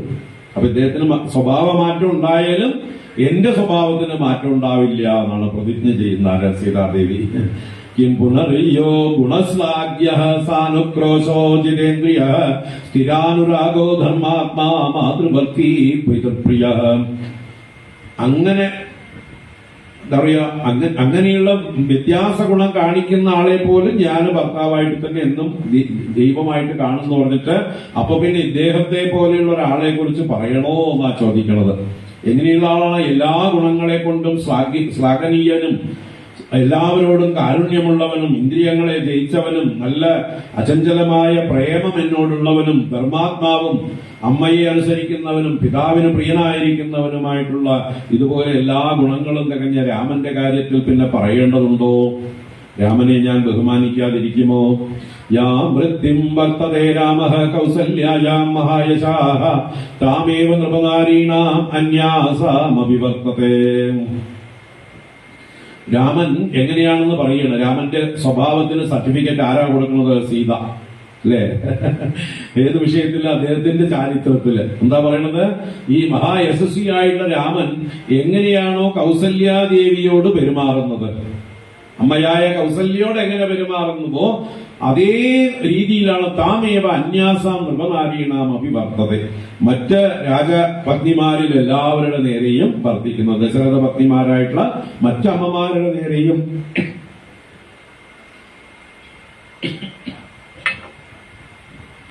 അതേപോലെ തന്നെയാണ് പ്രവർത്തിക്കുന്നത്. അപ്പൊ എല്ലാവരെയും സമരായി അമ്മയായി കാണുന്നു. സകൃദൃഷ്ടാ സ്വവിസ്ത്രീഷു നൃപേണ നൃപവത്സലഃ മാതൃവത് വർത്തതേ വീരോ മാനമുത്സൃജ്യ ധർമ്മവിത്. അപ്പോ നൃപേണ സകൃദൃഷ്ടാസു സ്ത്രീഷു, ഏതെങ്കിലും കാലത്ത് പരിചയപ്പെട്ടിട്ടുള്ള മുമ്പ് സ്നേഹത്തിൽ നോക്കിയിരുന്നതായിട്ടുള്ള ആരുടെ കാര്യത്തിലാണെങ്കിലും ഏത് സ്ത്രീകളുടെ കാര്യത്തിലാണെങ്കിലും ആ ധർമാത്മാവായ വീരനായ രാമൻ മാനം ഉത്സൃജ്യ മാതൃവത് വർത്തത. ഇത് തന്റെ അമ്മയുടെ സപത്നിമാരാണ്, അമ്മയോട് മത്സരിക്കുന്നവരാണ് എന്നൊക്കെയുള്ളതായിട്ടുള്ള ഭേദബുദ്ധിയൊന്നും ഇല്ലാതെ എല്ലാവരെയും അമ്മയെപ്പോലെ തന്നെ ബഹുമാനിച്ചു പോരുന്നു. പെറ്റമ്മയോട് എങ്ങനെ വർത്തിക്കുമോ അതുപോലെ വർത്തിക്കുന്നു. ആഗച്ഛന്ത്യാശ്ച വിജനം വനമേവം ഭയാവഹം സമാഹിതം മേ സ്വസ്വാച ഹൃദയേവ സ്ഥിതം മഹത്. അപ്പോ വനത്തിലേക്ക് പുറപ്പെടുന്നതായിട്ട് എന്നോട് എന്റെ ഭർത്താവിന്റെ അമ്മയായ കൗസല്യാദേവി എന്തൊക്കെയാണോ ഉപദേശിച്ചത് അതെല്ലാം എനിക്കിപ്പോഴും മനസ്സിൽ നല്ലതുപോലെ ഉറച്ചിരിക്കുന്നുണ്ട്. ആ അമ്മയുടെ വാക്കുകളൊക്കെ എന്റെ ഉള്ളിലുണ്ട്. ആ അമ്മ പറഞ്ഞതും ഞാൻ അനുസരിക്കും എന്ന് പറയണം. എല്ലാവരിൽ നിന്നും വേണ്ട ശിക്ഷണം എനിക്ക് ലഭിച്ചിട്ടുണ്ട്. പാണിപ്രധാന കാലേ ചേയത്പുരാ ത്വഗ്നി സന്നിധൗ അനുശിഷ്ടാ ജനന്യാസ്മി വാക്യം തദമിമേ ധൃതം. വിവാഹ സമയത്ത്, പാണിഗ്രഹണ സമയത്ത് എന്റെ അമ്മ അഗ്നിസാക്ഷിയായി രാമന് കൈപിടിച്ചു കൊടുക്കുന്നതായിട്ടുള്ള സമയത്ത് എന്റെ അമ്മയായ ജനക മഹാരാജാവിന്റെ ഭാര്യ എന്തൊക്കെ ഉപദേശിച്ചിട്ടുണ്ടോ അതൊക്കെ എനിക്ക് ഇപ്പോഴും മനസ്സിൽ വേണ്ട പോലെ ധരിച്ചിട്ടുണ്ട്. അനുഷ്ഠിക്കേണ്ട ധർമ്മമാണെന്ന് നല്ല ബോധ്യമുണ്ട്. അപ്പൊ നല്ല അമ്മമാരാണ് എന്നെ വളർത്തിയിട്ടുള്ളത് എന്ന് പറയണം. നവീകൃതം ച തത്സർവം വാക്യൈസ്തേ ധർമ്മചാരിണി പ്രതിശുശ്രൂഷണാൻ നാര്യാഹ തപോ നാന്യദ്വിതീയതേ. അപ്പോ ഒരു സ്ത്രീക്ക് ഭർത്താവിനെ ശുശ്രൂഷിക്കുക എന്നുള്ളതിനേക്കാൾ വേറൊരു തപസ്സില്ല, മറ്റൊരു തപസ് ചെയ്യേണ്ട ആവശ്യമില്ല എന്ന ഭർത്തൃ ശുശ്രൂഷയാണ് ഏറ്റവും വലിയ തപസ്. അതുകൊണ്ട് അല്ലയോ ധർമ്മചാരിണികളിൽ രത്നമായിരിക്കുന്നവളെ അനസൂയാദേവി, തേ വാക്യൈ നവീകൃതം. ഇപ്പൊ അമ്മയുടെ വാക്കുകളെ കൊണ്ട് ഞാൻ പണ്ട് പഠിച്ചതെല്ലാം അമ്മമാർ ഉപദേശിച്ചെല്ലാം ഒന്ന് നവീകൃതം എന്ന് വെച്ചാൽ ഒന്നുകൂടെ ഒന്ന് ഓർമ്മിപ്പിക്കപ്പെട്ടു എന്നർത്ഥം. സാവിത്രീ പതിശുശ്രൂഷാം കൃത്വാ സ്വർഗേ മഹീയതേ തഥാ വൃത്തിശ്ച യാഥാത്വം പതിശുശ്രൂഷയാ ദിവം. പണ്ട് ആ സാവിത്രി ദേവി, സത്യവാന്റെ പത്നിയായിട്ടുള്ള സാവിത്രി ദേവി പതിശുശ്രൂഷയെ അനുഷ്ഠിച്ചു തന്നെ സ്വർഗത്തില് വാഴ്ത്തപ്പെടുന്നു എല്ലാവരാലും. അപ്രകാരം തന്നെയുള്ള ഭർത്തൃ പരിചര്യ കൊണ്ട് തന്നെ അമ്മയും സ്വർഗത്തെ പ്രാപിക്കാൻ പോകുന്നു. വരിഷ്ഠാ സർവനാരീണാം ഏഷാച ദിവി ദേവത രോഹിണി നവിനാ ചന്ദ്രം മുഹൂർത്തമപി ദൃശ്യത്തെ. നീ എല്ലാ സ്ത്രീകളിലും വെച്ച് ശ്രേഷ്ഠയായിട്ടുള്ള ഉത്തമ ദേവസ്ത്രീയായിട്ടുള്ള രോഹിണി ദേവി ആ ചന്ദ്രഭഗവാനെ വിട്ട് ഒരു നിമിഷമെങ്കിലും കാണപ്പെടില്ല. എങ്ങനെയാണോ രോഹിണി പതിവ്രതയായി ചന്ദ്രന്റെ കൂടെ തന്നെ സഞ്ചരിക്കുന്നത് അതുപോലെയായിരിക്കണം എല്ലാ ഭാര്യമാരും എന്ന് പറയുന്നത്. ഏവം വിദാശ്ച പ്രവരാഹ സ്ത്രീയോ ഭർതൃദൃഢവ്രതാഹ ദേവലോകേ മഹീയന്തേ പുണ്യേന സ്വേന കർമ്മണ. അങ്ങനെ ആ രോഹിണി ദേവിയെ പോലെ ഭർത്താവിനെ എപ്പോഴും കൂടെ നടക്കുന്നവർ പുണ്യലോകങ്ങളിൽ പ്രശംസിക്കപ്പെടുന്നു എന്നർത്ഥം. തതോലസൂയാ സംഹൃഷ്ട ശ്രുത്വോക്തം സീതയാ വചഃ ശിരസ്യാഗ്രായ ചോവാച മൈഥിലീം ഹർഷയന്ത്യുതാ. അപ്പൊ സീതയുടെ ഈ വാക്കുകളെല്ലാം കേട്ട് സന്തോഷിച്ചതായിട്ടുള്ള അനസൂയ സീതയെ പിടിച്ച് ആലിംഗനം ചെയ്ത് മൂർധാവിൽ മുഖറിയാണ്, ഉമ്മ വയ്ക്കുകയാണ്. എന്നിട്ട് വീണ്ടും ഇങ്ങനെ പറഞ്ഞു, നിയമൈർവിവിധൈരാപ്തം തപോഹി മഹദസ്തിമേ തൽ സംസൃജ്യ ബലം സീതേ ഛന്ദയേ ത്വാം ശുചിസ്മിതേ. അപ്പൊ എങ്ങനെയൊക്കെ ഏതൊക്കെയോ തപസ് ചെയ്തതായിട്ടുള്ള തപോമഹിമ എനിക്കുണ്ട്. ഞാൻ എത്രയോ കാലങ്ങളായി തപസ് അനുഷ്ഠിക്കുന്നു. ആ ബലം, തപോബലം കൈക്കൊണ്ടുകൊണ്ട് ഞാനിതാ നിന്നോട് പറയുകയാണ്, ആവശ്യപ്പെടുകയാണ്. ഉപപന്നം ച യുക്തം ച വചനം തവ മൈഥിലി പ്രീതാജാസ്മ്യുചിതം കിം തേ കരവാണി പ്രവീഹിമേ. നിന്റെ വാക്കുകൾ വളരെ ശ്രേഷ്ഠമായിരിക്കുന്നു, ഉചിതമായിരിക്കുന്നു. സീത പറഞ്ഞതിനെ അംഗീകരിക്കണം. ഞാൻ നിന്നിൽ സന്തോഷിച്ചിരിക്കുന്നു. ഇനി ഞാൻ നിനക്കിഷ്ടമായിട്ടൊരു കാര്യം പറയാം, കേട്ടോളൂ. തസ്യാസ്തദ്വചനം ശ്രുത്വാ വിസ്മിതാ മന്ദവിസ്മയാ കൃതമിത്യബ്രവീത് സീതാ തപോബലസമന്വിതാ. അപ്പൊ ആ അനസൂയയുടെ വാക്കുകൾ കേട്ട് ആ ദേവി സീത പറയണ, എനിക്കെല്ലാം കൃതം വേണ്ടതുപോലെയായി, ധന്യയായി, എന്റെ മനോരഥം സാധിച്ചു എന്ന് സന്തോഷത്തോടെ പറഞ്ഞു. സാത്വേവ മുക്ത്വാ ധർമ്മജ്ഞാ തയാ പ്രീതതരാഭവത് സഫലം ച പ്രഹർഷം തേ ഹന്തസീതേ കരോമ്യഹം. അങ്ങനെ വീണ്ടും കൂടുതൽ വർദ്ധിച്ച പ്രീതിയോട് കൂടിയിട്ട് അനസൂയാദേവി സീതയോട് പറയണ, ഹേ സീതേ, നിനക്ക് സർവമംഗളങ്ങളും ഭവിക്കട്ടെ. ഞാൻ നിനക്ക് അത്യന്ത സന്തുഷ്ടിയെ സഫലമാക്കി നൽകുന്നുണ്ട്.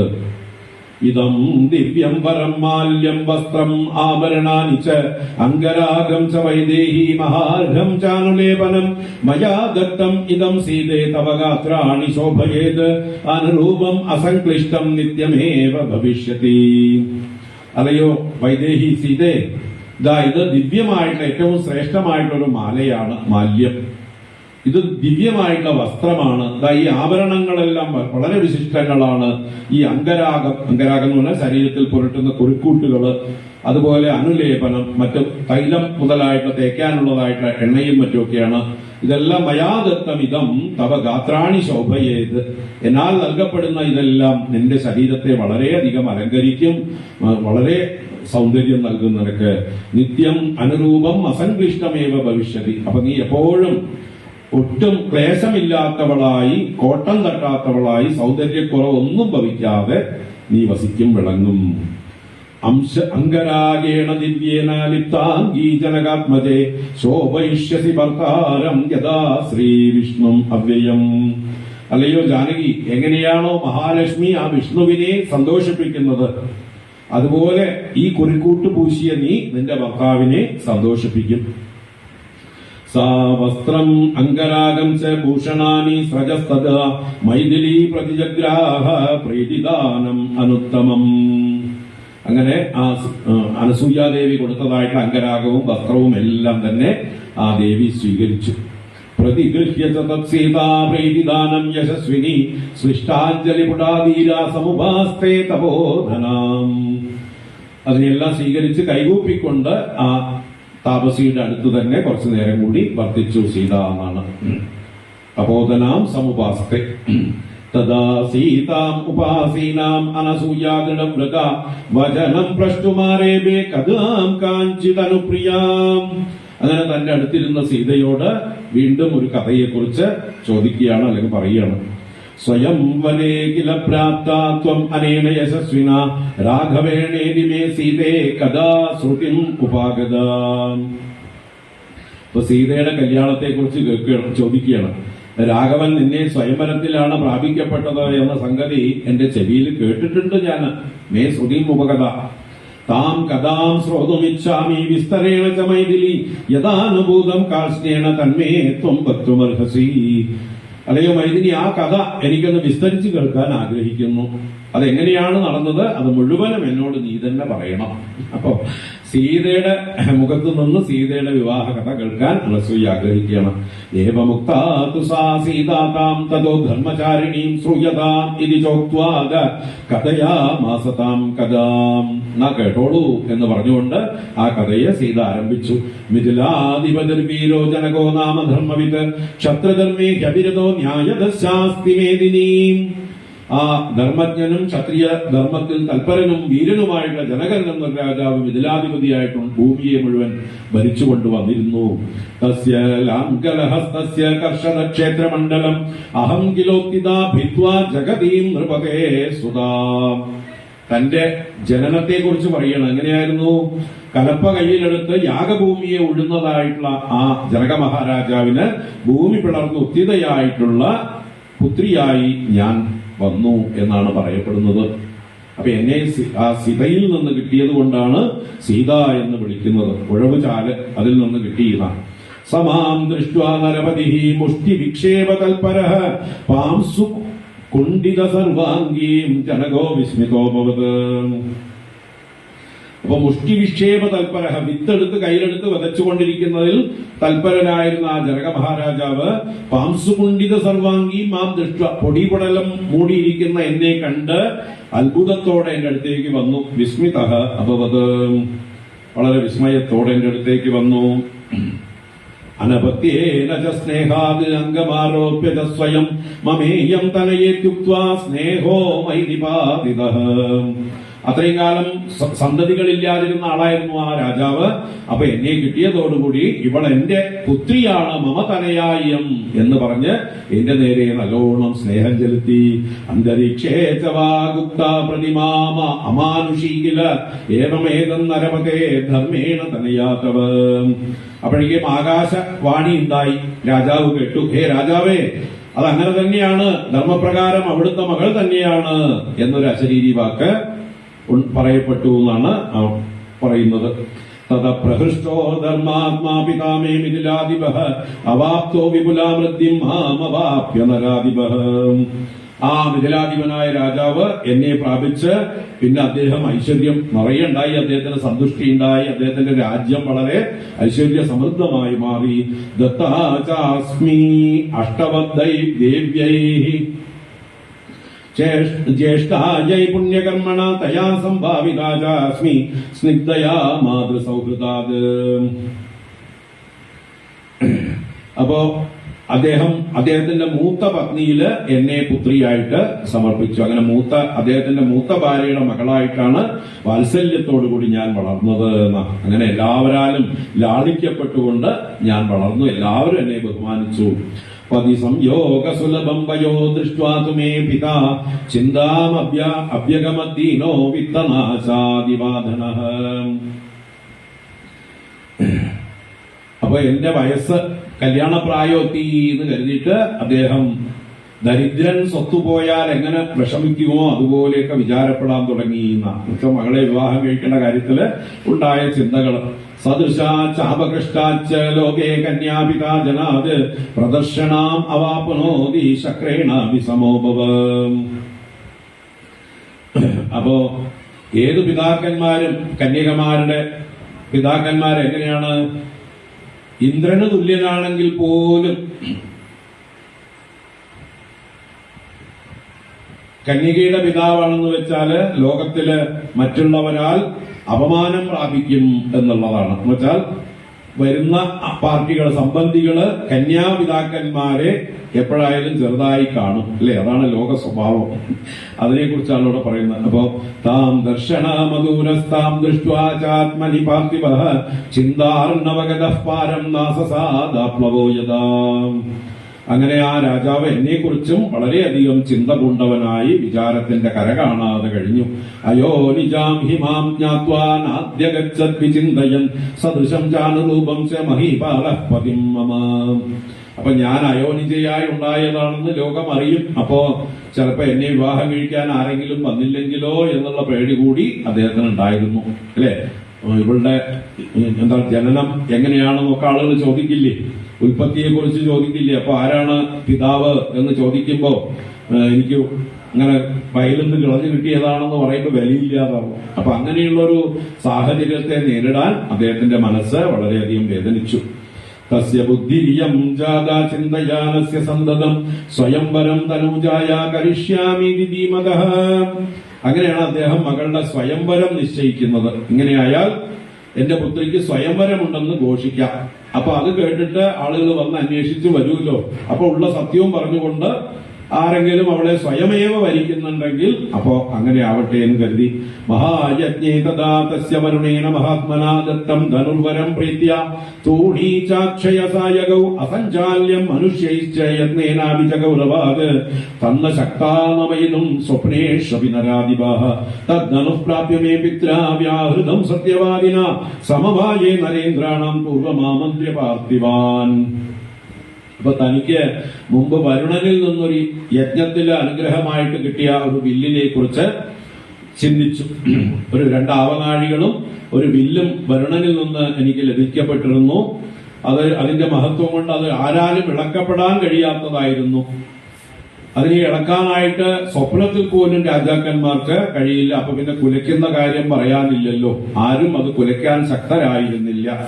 അപ്പൊ അങ്ങനെ ഇതുപോലെ ജനകരാജാവിന്റെ പൂർവികന്മാർക്ക് കിട്ടിയതായിട്ടുള്ള വില്ലാണിത്. അപ്പൊ അത് അങ്ങനെ പൂർവികന്മാരായിട്ടുള്ള പല രാജാക്കന്മാരെയും ഈ വില്ല് കാണാൻ ക്ഷണിച്ചു വരുത്തി അവരൊക്കെ രാജസഭയിൽ വെച്ച് വില്ല് കുലയ്ക്കാൻ ശ്രമിച്ച് പരാജയപ്പെട്ടിട്ടേ ഉള്ളൂ എന്ന് പറയണം. ഇതം ചതനുദ്യമ്യ സജ്യം യഃ കുരുതേ നരഃ തസ്യ മേ ദുഹിതാ ഭാര്യ ഭവിഷ്യതി ന സംശയഃ തച്ച ദൃഷ്ട്വാ ധനുശ്രേഷ്ഠം ഗൗരവാദ് ഗിരിസന്നിഭം അഭിവാദ്യ നൃപാ ജഗ്മുഹു അശക്താഃ തസ്യ തോലനേ.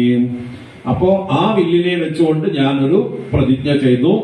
ഏതൊരു പുരുഷനാണോ ഈ ധനുസിനെ എടുത്ത് ഞാൻ വലിച്ചു കെട്ടുന്നത് അവന് എന്റെ പുത്രി ഭാര്യയായി ഭവിക്കുന്നതാണ്, സംശയമില്ല എന്ന് ഞാൻ പ്രഖ്യാപിച്ചു.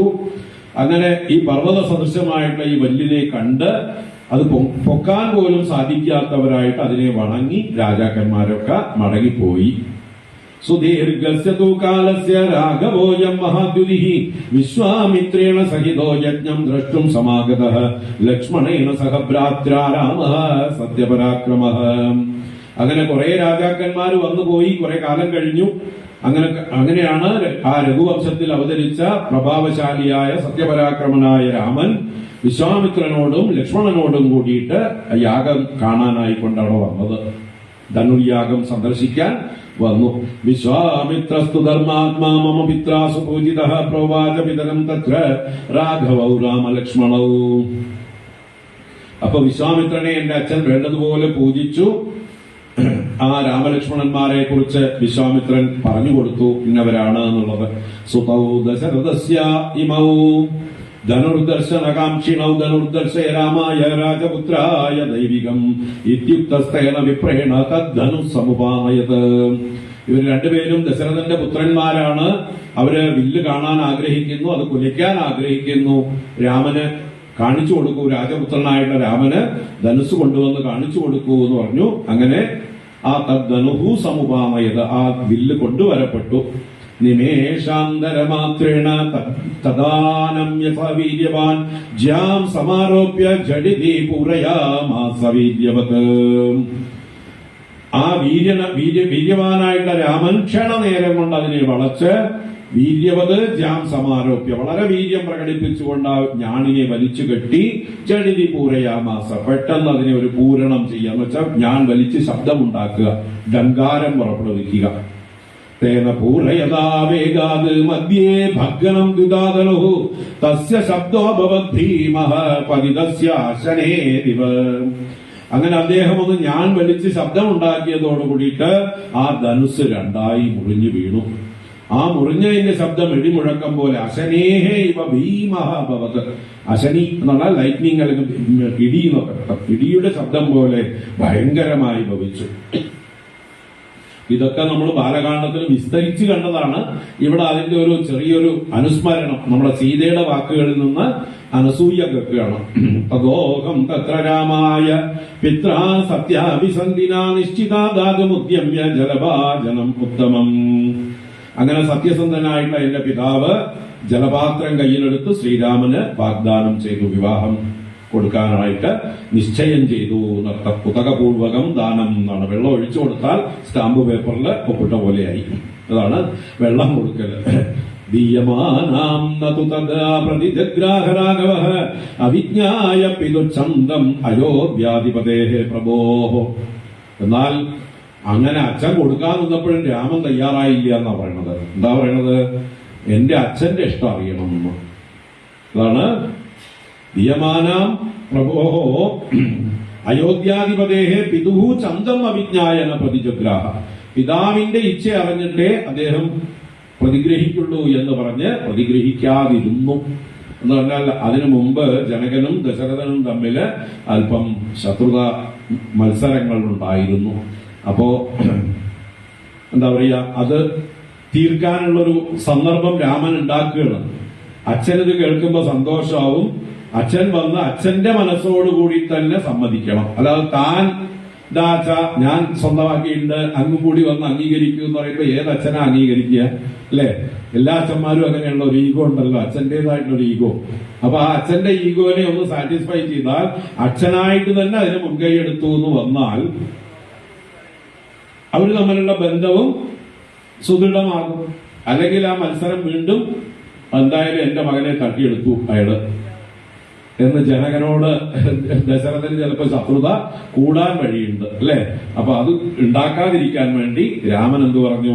ഇത് എന്റെ അച്ഛന് സമ്മതമാണെങ്കിലേ ഞാൻ സ്വീകരിക്കുള്ളൂ എന്ന് പറഞ്ഞു. അതാണ് തതശ്വശുരമാമന്ത്രിയ വൃദ്ധം ദശരഥം നൃപം മമ പിത്രാത്വഹം ദത്താരാമായ വിദ്യാത്മനേ.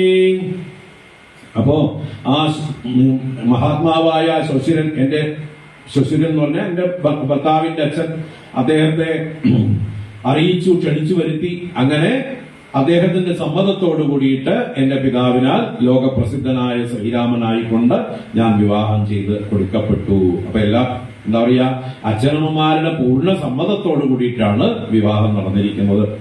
മമ ചൈവാനുജാ സാധ്വി ഊർമിളാ പ്രിയദർശന ഭാര്യാർത്ഥേ ലക്ഷ്മണസ്യാഭി പിത്രാ ദത്താ മമ സ്വയം. എന്റെ അനുജത്തിയായ പുണ്യവതിയും സുന്ദരിയുമായ ഊർമിളയെ ഈ എന്റെ പിതാവിനാൽ നൽകപ്പെട്ട ഈ ലക്ഷ്മണൻ ഭാര്യയായിട്ട് വിവാഹം കഴിച്ചു. ഏവം ദത്താസ്മി രാമായ തഥാ തത്ര സ്വയംവരെ അനുരക്താസ്മി ധർമ്മേണ പതിം വീര്യവതാംബരം. ഇങ്ങനെ സ്വയംവരത്തിൽ അന്ന് ഞാൻ ശ്രീരാമന് ദാനം ചെയ്യപ്പെട്ടു. ആ വീരന്മാരിൽ വെച്ച് ഉത്തമനായ ഭർത്താവിന്റെ പേരില് ഞാൻ വളരെ സ്നേഹമുള്ളവളാണ്, അനുരക്തയാണ്, ധർമാനുസൃതമായി പ്രവർത്തിക്കുന്നവളാണ് എന്ന് പറഞ്ഞുകൊണ്ട് തന്റെ കഥ സന്തോഷമായിട്ട് പറഞ്ഞു എന്നർത്ഥം.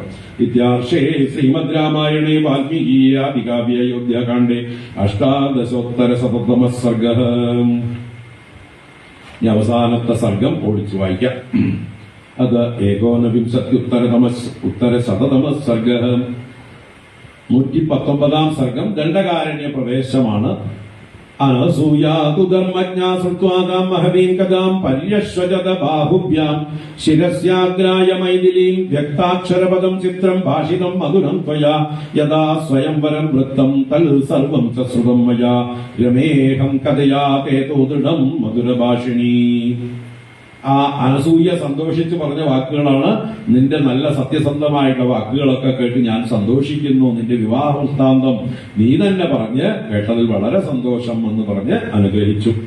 രവിഹസ്തങ്കത ശ്രീമാനുപോഹ്യരജനീം ശിവാം ദിവസം പ്രതികീർണാനാം ആഹാരാർത്ഥം പദത്രിണാം സന്ധ്യാകാലേ നിലീനാനാം നിദ്രാർത്ഥം ശ്രൂയത്തെ ധ്വനിഹി.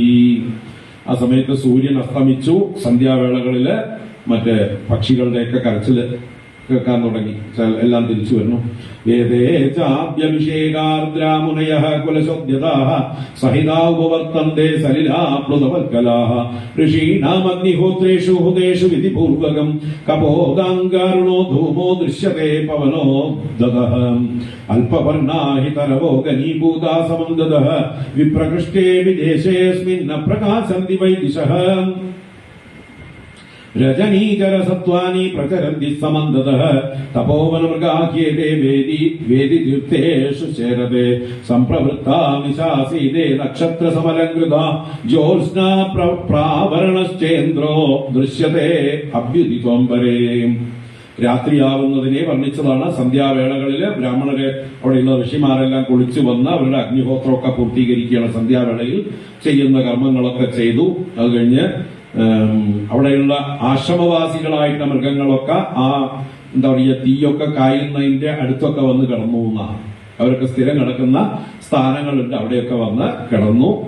രാത്രിയിൽ ചന്ദ്രൻ ഉദിച്ചു, നിലാവോടുകൂടി ചന്ദ്രൻ പ്രകാശിക്കുന്നു എന്ന് പറയാം.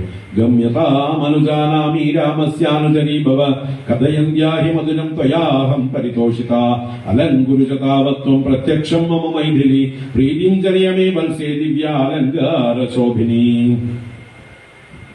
അപ്പോ നീ കുറച്ചു നേരമായി എന്റെ അടുത്ത് തന്നെ ഇരുന്ന് കഥയൊക്കെ പറഞ്ഞുകൊണ്ടിരുന്നു.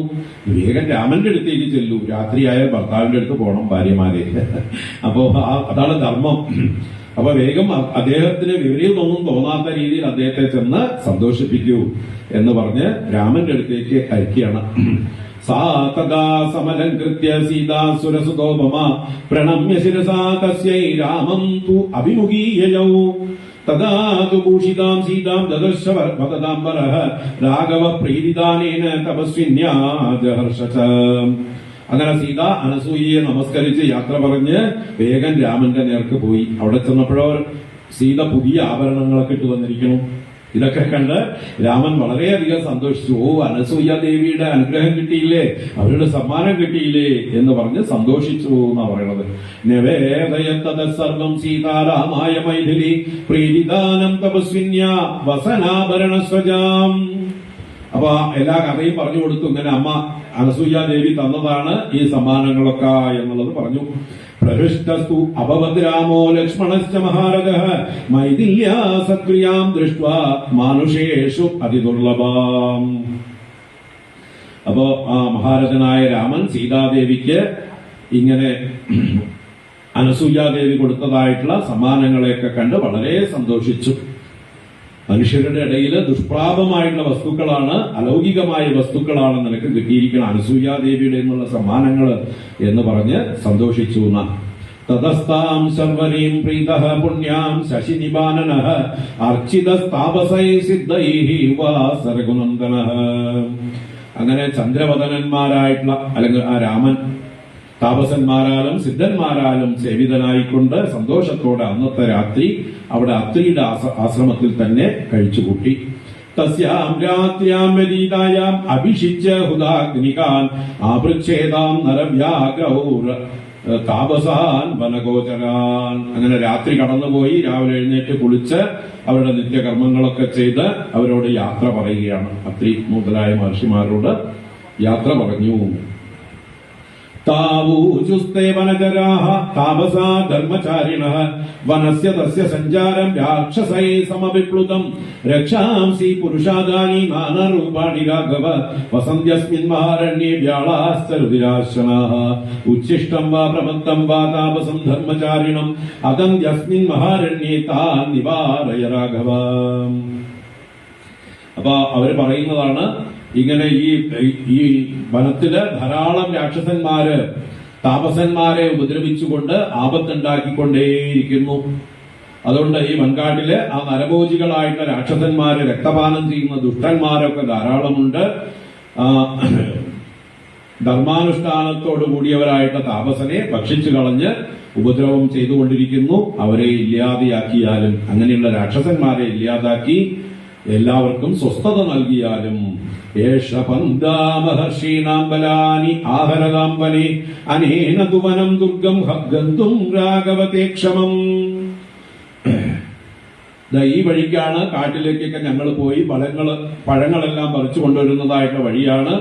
ഈ വഴിക്ക് പോകുന്നത് അങ്ങേക്ക് ഉചിതമായിരിക്കും എന്ന് പറഞ്ഞുകൊണ്ട് ഒരു വഴിയും ഊടുവഴിയും കാണിച്ചു കൊടുത്തു. ഇതീവതൈ പ്രാഞ്ജലിസ്തപസ്വിഭിഃ ദ്വിജൈകൃതസ്വസ്ത്യയനഃ പരന്തപഃ വനം സഭാര്യ പ്രവിവേശ രാഘവഃ സലക്ഷ്മണ സൂര്യൈവാഭ്രമണ്ഡലം.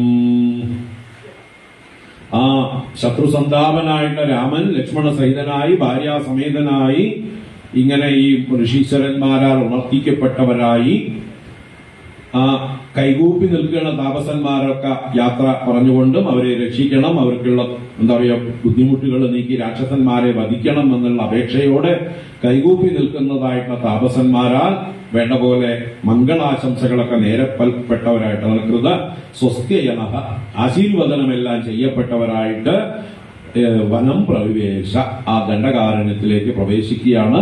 അഭ്രമണ്ഡലം സൂര്യ ഇവ, സൂര്യൻ മേഘങ്ങളുടെ ഇടയിലേക്ക് പ്രവേശിക്കുന്ന പോലെ അല്ലേ. ആ ദണ്ഡകാരണ്യം എന്ന് പറഞ്ഞാൽ ഘോര നിബിഡ വനമാണ്.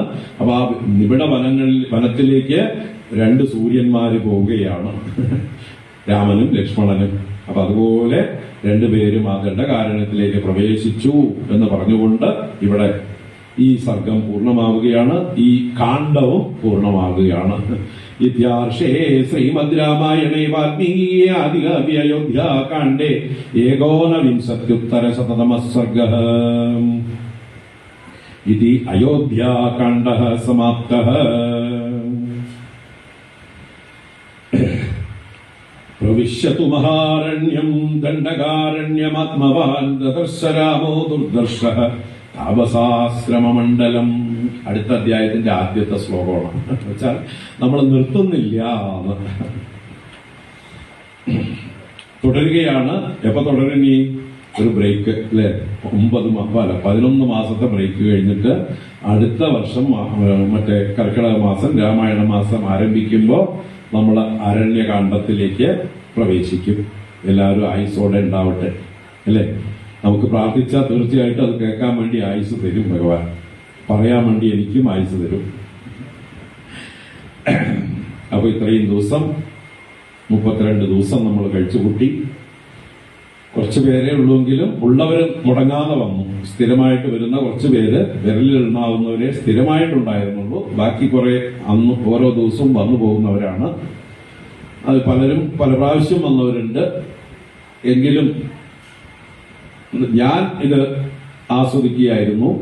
അപ്പോൾ കൂടെ ഉണ്ടായിരുന്നവരൊക്കെ ആസ്വദിച്ചു. അതിനേക്കാൾ എല്ലാം ഉപരിയായിട്ട് നമ്മുടെ ഓൺലൈനിൽ ദിവസം 2500ഓളം ആളുകളാണ് ഇത് ആസ്വദിക്കുന്നത്. പല ഭാഗത്ത്, ലോകത്തിന്റെ പല ഭാഗത്തായിട്ട് വളരെയധികം ആളുകൾ റെഗുലറായിട്ട് കാണുന്നുണ്ട്. അപ്പൊ അവർക്കാണ് ഏറ്റവും നല്ല ക്രെഡിറ്റ് കൊടുക്കേണ്ടത്. എന്താ, നമ്മൾക്ക് പ്രചോദനം അവരായിരുന്നു. ഏറ്റവും എന്നും വൈകിയാൽ അവര് ഉടനെ മെസ്സേജ് അയക്കും, ഞങ്ങൾക്ക് കിട്ടുന്നില്ല എന്ന് പറഞ്ഞിട്ട്. നമ്മൾ പിന്നീട് പോയിട്ടേ കാണുള്ളൂ. കാരണം അതേ മൊബൈലിലാണല്ലോ മെസ്സേജ് വരുന്നത്. നമുക്കിവിടെ ഇരുന്ന് മെസ്സേജ് നോക്കാനൊന്നും പറ്റില്ല. അപ്പൊ ഏതെങ്കിലും ദിവസം 10 മിനിറ്റ് വൈകിയാൽ അവർ അക്ഷമരായിക്കൊണ്ട് ഞങ്ങൾക്ക് എന്തുകൊണ്ട് ഓൺലൈൻ കിട്ടുന്നില്ല, നെറ്റ് കിട്ടുന്നില്ല എന്നൊക്കെ പറഞ്ഞ് അവലാതിപ്പെടുന്ന അത്രയും തീവ്രമായിട്ടുള്ള ശ്രദ്ധയോടെ കേൾക്കുന്ന ആളുകളുണ്ടായിരുന്നു. അപ്പൊ നമുക്ക് ഇന്നലെ വരെ വളരെ സന്തോഷമായിട്ട് വളരെ വിശദമായിട്ട് തന്നെ എല്ലാ ഭാഗവും വായിക്കാനും ഓരോ ശ്ലോകവും എടുത്തു പറയാനും ഒക്കെ സാധിച്ചു. ഇന്ന് നമുക്ക് അതിന് സാധിച്ചിട്ടില്ല. എങ്കിലും ഇന്നത്തെ ഭാഗം അത്ര പ്രസക്തം അല്ല. ഇന്നലത്തോടുകൂടി ആ പാതുകാ പട്ടാഭിഷേകത്തോടുകൂടി അയോധ്യാകാന്ഡത്തിന്റെ ഏറ്റവും പ്രധാനമായിട്ടുള്ള ഭാഗം കഴിഞ്ഞു. അതുകൊണ്ട് ഞാൻ ഇന്നലെ തന്നെ പ്രഖ്യാപിച്ചു, ഇന്നിപ്പോ നമുക്ക് ഒന്നും സാധിച്ചില്ലെങ്കിലും കുഴപ്പമൊന്നുമില്ല എന്ന്. ഈ ഭാഗം നമുക്ക് ഇനിയും വേണമെങ്കിലും വായിക്കാം. ചിത്രകൂടത്തു നിന്നുള്ള അരണ്യത്തിലേക്കുള്ളതായിട്ടുള്ള യാത്ര ഇനിയും നമുക്ക് വിശദമായിട്ട് വേണമെങ്കിൽ വായിക്കാം. അപ്പൊ അടുത്ത വർഷം നമ്മൾ അരണ്യകാന്ഡത്തിൽ കാണാം. അതുവരയ്ക്ക് നിങ്ങൾക്ക് എന്താ പറയുക, താല്പര്യം നിലനിൽക്കട്ടെ. അല്ലെങ്കിൽ നിങ്ങൾ വീണ്ടും ഇതിനെയൊക്കെ റിവിഷൻ ചെയ്യാനുള്ള അവസരങ്ങളൊക്കെ ഉണ്ടാവട്ടെ. ഈ വാൽമീകി രാമായണം മൂലം കിട്ടാൻ തന്നെ പ്രയാസമാണ്. വളരെ ചുരുങ്ങിയ പബ്ലിക്കേഷൻസേ ഇറക്കിയിട്ടുള്ളൂ. നമുക്കിപ്പോ സുലഭമായിട്ട് കിട്ടുന്നത് മൂല ശ്ലോകം മാത്രമായിട്ടുള്ളത് ഗിരി ട്രേഡേഴ്സ് എന്ന് പറയുന്ന അവരുടെ 2 വോള്യൂമായിട്ടുള്ള പുസ്തകങ്ങളാണ്. പിന്നെ ഉള്ളത് കറന്റ് ബുക്സിന്റെ DC ബുക്സിന്റെ 3 വോള്യൂമായിട്ടുള്ള പുസ്തകമാണ്. അത് ഡോക്ടർ M ലീലാവതിയുടെ ചെറിയൊരു ഓരോ ശ്ലോകത്തിനും അർത്ഥം ഒരു പാതി പേജ് കട്ട് ചെയ്തിട്ട് അതിന്റെ താഴെയാണ് അർത്ഥം കൊടുക്കുന്നത്. പാതി പേജ് ശ്ലോകം, പാതി പേജ് അർത്ഥം, അങ്ങനെ കൊടുത്തിട്ട് ഉള്ള പുസ്തകമുണ്ട് മലയാളത്തില്. വേറെ മലയാളത്തില് മുമ്പുണ്ടായിരുന്ന വ്യാഖ്യാനങ്ങളൊന്നും റീപബ്ലിഷ് ചെയ്യുന്നില്ല. എന്തുകൊണ്ട്? ആവശ്യക്കാർ കുറഞ്ഞതുകൊണ്ട്. നമ്മുടെ ആൾക്കാർ അങ്ങനെയാണല്ലോ അല്ലെ, ശ്രദ്ധ കുറവാണ്. അപ്പൊ പിന്നെ ആരെങ്കിലും പബ്ലിഷ് ചെയ്ത് കഴിഞ്ഞാലും വാങ്ങിക്കാൻ ആളില്ല, കെട്ടിക്കിടക്കും. അപ്പൊ അങ്ങനെയുള്ള കാലമൊക്കെ മാറണം. നമ്മുടെ ധൈര്യമായിട്ട് നമ്മുടെ പ്രാചീന ഗ്രന്ഥങ്ങള് വാങ്ങിക്കാൻ ആളുകൾ മുന്നോട്ട് വരുന്ന കാലം ഉണ്ടാവണം. എല്ലാവർക്കും ഇതിലൊക്കെ ശ്രദ്ധയുണ്ടാവണം. അതിലേക്ക് നമ്മൾ പ്രാർത്ഥിക്കുകയാണ്. അതിനാണ് നമ്മുടെയൊക്കെ ഈ എളിയ ശ്രമങ്ങൾ എന്ന് പറയാം. നമ്മളൊക്കെ ശ്രമിക്കുന്നത് ഈ പ്രാചീന ഗ്രന്ഥങ്ങൾ അതിന്റെ സോഴ്സിൽ നിന്ന് തന്നെ എല്ലാവർക്കും കേൾക്കാനും പഠിക്കാനും സാധിക്കട്ടെ. ഒറിജിനൽ സംസ്കൃതം തന്നെ കേട്ട് പഠിക്കാനിടയാവട്ടെ. അല്ലെങ്കിൽ നമ്മൾ പല കഥകളും പല കിംവദന്തികളും ആരെങ്കിലും പറയുന്നതൊക്കെ കേട്ട് തെറ്റിദ്ധരിക്കപ്പെടാനിടയുണ്ട്. ഒറിജിനൽ വാൽമീകി രാമായണം കേട്ടാൽ മാത്രമേ രാമായണത്തെക്കുറിച്ചുള്ള മുഴുവൻ സംശയങ്ങളും നമുക്ക് നീങ്ങുകയുള്ളൂ. അപ്പൊ അങ്ങനെയുള്ള ഒറിജിനൽ നിന്ന് കേൾക്കാൻ എല്ലാവർക്കും രുചി ഉണ്ടാവട്ടെ എന്ന് ആശിക്കുകയാണ്, പ്രാർത്ഥിക്കുകയാണ്. അപ്പൊ ഇന്ന് നമ്മളിവിടെ സമർപ്പിക്കുന്നു. നാളെ ചിങ്ങമാസം 1-ാം തീയതി ഇവിടെ പ്രത്യക്ഷ ഗണപതി ഹോമം ഗംഭീരമായിട്ട് നടക്കാൻ പോണ്ട്. ആനയൂട്ട് നെല്ലുണ്ട്. വരാൻ പറ്റുന്നവരൊക്കെ രാവിലെ തന്നെ വരിക. നാളെ ചിങ്ങമാസം 1-ാം തീയതി മുതൽ ഭാഗവത മാസമായിട്ട് നമ്മുടെ കേരളീയർ ആചരിക്കാൻ പോകും. ഈ വർഷം മുതൽക്ക് പുതിയൊരു ശ്രമം. കർക്കിടക മാസം രാമായണ മാസം ആയതുപോലെ ചിങ്ങമാസം ഭാഗവത മാസം, വിഷ്ണു ഭക്തന്മാർക്കുള്ള മാസം. അത് കഴിഞ്ഞ് കന്നിമാസം ദേവീ ഭാഗവത മാസം. ഇങ്ങനെ ഓരോ മാസത്തിലും ഓരോ പ്രത്യേക ഗ്രന്ഥത്തിലേക്ക് ഡെഡിക്കേറ്റ് ചെയ്യാനായിക്കൊണ്ട് ചിന്തിക്കുന്നു. എല്ലാവരും അതിലേക്ക് തൽപരരായി മാറട്ടെ. അങ്ങനെ നിങ്ങൾക്ക് ഭാഗവതം കേൾക്കണം എന്നുണ്ടെങ്കിൽ പല സോഴ്സുകളുണ്ട്. എന്റെ സ്ഥിരമായിട്ടുള്ള ക്ലാസ്സുകളുണ്ട്. ഭാഗവത ജ്ഞാനഗംഗ എന്ന് പറഞ്ഞിട്ട് ഓൺലൈനിലുണ്ട്. അത് നാളെ മുതൽക്ക് ശ്രീകൃഷ്ണ അവതാര ആ സ്കന്ധം, ദശമസ്കന്ധം 1-ാം അധ്യായം മുതൽക്ക് ആരംഭിക്കണം. ഇതുവരെ നവമസ്കന്ധം പൂർത്തീകരിച്ചു. കർക്കിടകത്തിന്റെ മുമ്പായിട്ട് നമ്മൾ കർക്കിടകം ബ്രേക്ക് ഇട്ടിരിക്കുന്നു. ചിങ്ങം 1-ന് ആരംഭിക്കാനായിട്ട് വേർഡ് ബൈ വേർഡ് ഡീറ്റെയിൽ ആയിട്ടുള്ള വ്യാഖ്യാനമാണ്. ഇവിടുത്തെ പോലെ സമയബദ്ധതയൊന്നുമില്ല. എന്നുവെച്ചാൽ 31 ദിവസം കൊണ്ട് തീർക്കണം എന്നുള്ള വ്യഗ്രതയൊന്നുമില്ല. നമുക്ക് മറ്റേ സമയബദ്ധതയുണ്ട്. ഡെയിലി 1.5 മണിക്കൂർ, പകൽ 11 മുതൽ 12:30 വരെ ഓൺലൈനായിട്ട് ഫേസ്ബുക്ക് ലൈവായിട്ടും പിന്നീട് അത് യൂട്യൂബിലും വരും. ഇതുവരെ കഴിഞ്ഞ ക്ലാസ്സുകളൊക്കെ അവൈലബിൾ ആണ്. 700 ചില്ലുവാനും ക്ലാസ്സുകൾ കഴിഞ്ഞു ഈ നവമസ്കന്ധം വരെ. അപ്പൊ ഇനി ദശമസ്കന്ധം പ്രഥമ അധ്യായം മുതൽക്ക് നാളെ രാവിലെ ആരംഭിക്കുകയാണ്. താല്പര്യമുള്ളവർക്കൊക്കെ ആർഷതീർത്ഥം എന്നുള്ള യൂട്യൂബിലോ അല്ലെങ്കിൽ സ്വാമി കൃഷ്ണാത്മാനന്ദ സ്വാമി എന്നുള്ള ഫേസ്ബുക്കിലോ ലൈവായിട്ടും കാണാം. അപ്പൊ നമ്മുടെ ആ ഒരു സംസ്കാരം എല്ലാ ഗൃഹങ്ങളിലും എത്തട്ടെ എന്ന് പ്രാർത്ഥിക്കുകയാണ്. അപ്പൊ നമ്മുടെ ആഞ്ജനേയ സേവാ സമിതിയുടെ പ്രവർത്തകരെ എല്ലാം നമ്മൾ അഭിനന്ദിക്കുന്നു. ഈ കർക്കിടക മാസം, രാമായണ മാസം എല്ലാ രീതിയിലും ഗംഭീരമായിട്ട് അവര് കൊണ്ടു നടത്തി. എല്ലാ ദിവസവും അന്നദാനം, ഭഗവാന്റെ പ്രസാദം ഔഷധക്കഞ്ഞി രൂപത്തില് ദിവസവും നല്ല ആയിരക്കണക്കിന് 4000-5000 ആളുകൾ വരെ കഴിച്ച ദിവസങ്ങളുണ്ട്. എന്തായാലും വളരെ നല്ല രീതിയിൽ ഡിസിപ്ലിൻഡ് ആയിട്ട് എല്ലാവർക്കും സന്തോഷമായിട്ട് കൊടുക്കാൻ കഴിഞ്ഞിട്ടുണ്ട്. അതുപോലെ വിശേഷാൽ പൂജകള്, സംഗീത കച്ചേരികള് എല്ലാം കൊണ്ടും ഈ കർക്കിടക മാസം, രാമായണ മാസം നന്നായി നടത്തപ്പെട്ടു. ഇപ്പൊ നമ്മൾ പഠിച്ച കുട്ടികൾക്ക് സമ്മാനം കൊടുക്കുന്നതെല്ലാം കണ്ടു. അങ്ങനെയുള്ള പരിപാടികള് എല്ലാം ഇനിയും അടുത്ത വർഷവും നമുക്ക് ഇതുപോലെ ഭംഗിയായിട്ട് നടത്താൻ കഴിയട്ടെ. നമുക്കൊക്കെ ആയുരാരോഗ്യ സൗഖ്യം ഉണ്ടാവട്ടെ എന്ന് ഭഗവാനോട് പ്രാർത്ഥിക്കുന്നു. പ്രത്യേകിച്ച് നമ്മുടെ കാശിക്ക് ആയുരാരോഗ്യ സൗഖ്യം നമ്മൾ ആശംസിക്കുന്നു. കാരണം ഇതിന്റെയൊക്കെ മുമ്പില് എല്ലായിടത്തും ഡൈനാമിക്കായിട്ട് നിൽക്കുന്നത് കാശിയാണ്. സെക്രട്ടറി, ആഞ്ജനേയ സേവാ സമിതി സെക്രട്ടറി, അദ്ദേഹത്തിന്റെ കൂടെ നല്ലൊരു ടീമുണ്ട്. എല്ലാവരും വളരെ നിശബ്ദരായി പ്രവർത്തിക്കുന്ന ആൾക്കാരാണ്. എല്ലാവർക്കും ആഞ്ജനേയ സ്വാമിയുടെ പരിപൂർണ അനുഗ്രഹം ഉണ്ടാകട്ടെ എന്ന് പ്രാർത്ഥിക്കുന്നു. നമുക്ക് സമർപ്പിക്കാം. ഓം പൂർവം രാമതപോവനാദിഗമനം ഹത്വാ മൃഗം കാഞ്ചനം വൈദേഹീഹരണം ജടായുമരണം സുഗ്രീവ സംഭാഷണം ബാലീ നിഗ്രഹണം സമുദ്രതരണം ലങ്കാപുരീദാഹനം പശ്ചാദ്രാവണ കുംഭകർണ നിധനം ഏതദ്ധി രാമായണം. രാമായ രാമഭദ്രായ രാമചന്ദ്രായ വേദസേ രഘുനാഥായ നാഥായ സീതായ പതയേ നമഃ. ആ മംഗള ശ്ലോകങ്ങളുണ്ടോ അവസാനം ചൊല്ലേണ്ടത്? ഓം സ്വസ്തി പ്രജാഭ്യഃ പരിപാലയന്താം ന്യായേന മാർഗേണ മഹിം മഹീശാഃ ഗോബ്രാഹ്മണേഭ്യഃ ശുഭമസ്തു നിത്യം ലോകാഃ സമസ്താഃ സുഖിനോ ഭവന്തു. ഉണ്ടോ? കയ്യിലുണ്ടോ? എഴുതില്ല.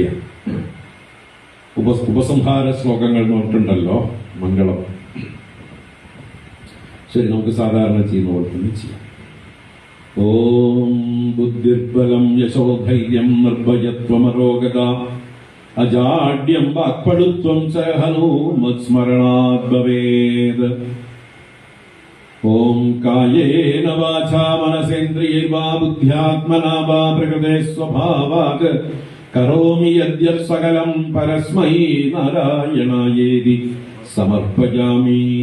ഓം ശാന്തി ശാന്തി ശാന്തി. ഹരി ഓം ശ്രീ ഗുരുഭ്യോ നമഃ.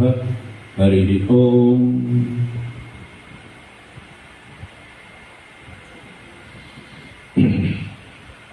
അപ്പോ എന്താ പറയുക, നമ്മുടെ ആഞ്ജനേയ സേവാ സമിതി സെക്രട്ടറി ദക്ഷിണ സമർപ്പിക്കുകയാണ്. നിങ്ങൾക്കും ആർക്കെങ്കിലും ദക്ഷിണ സമർപ്പിക്കണമെങ്കിൽ സമർപ്പിക്കാം. പ്രസാദം ഉണ്ടോ?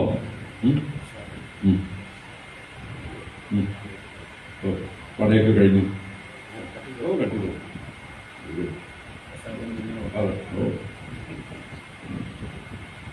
ഈ തട്ടിലേക്ക് തന്നെ പോകും.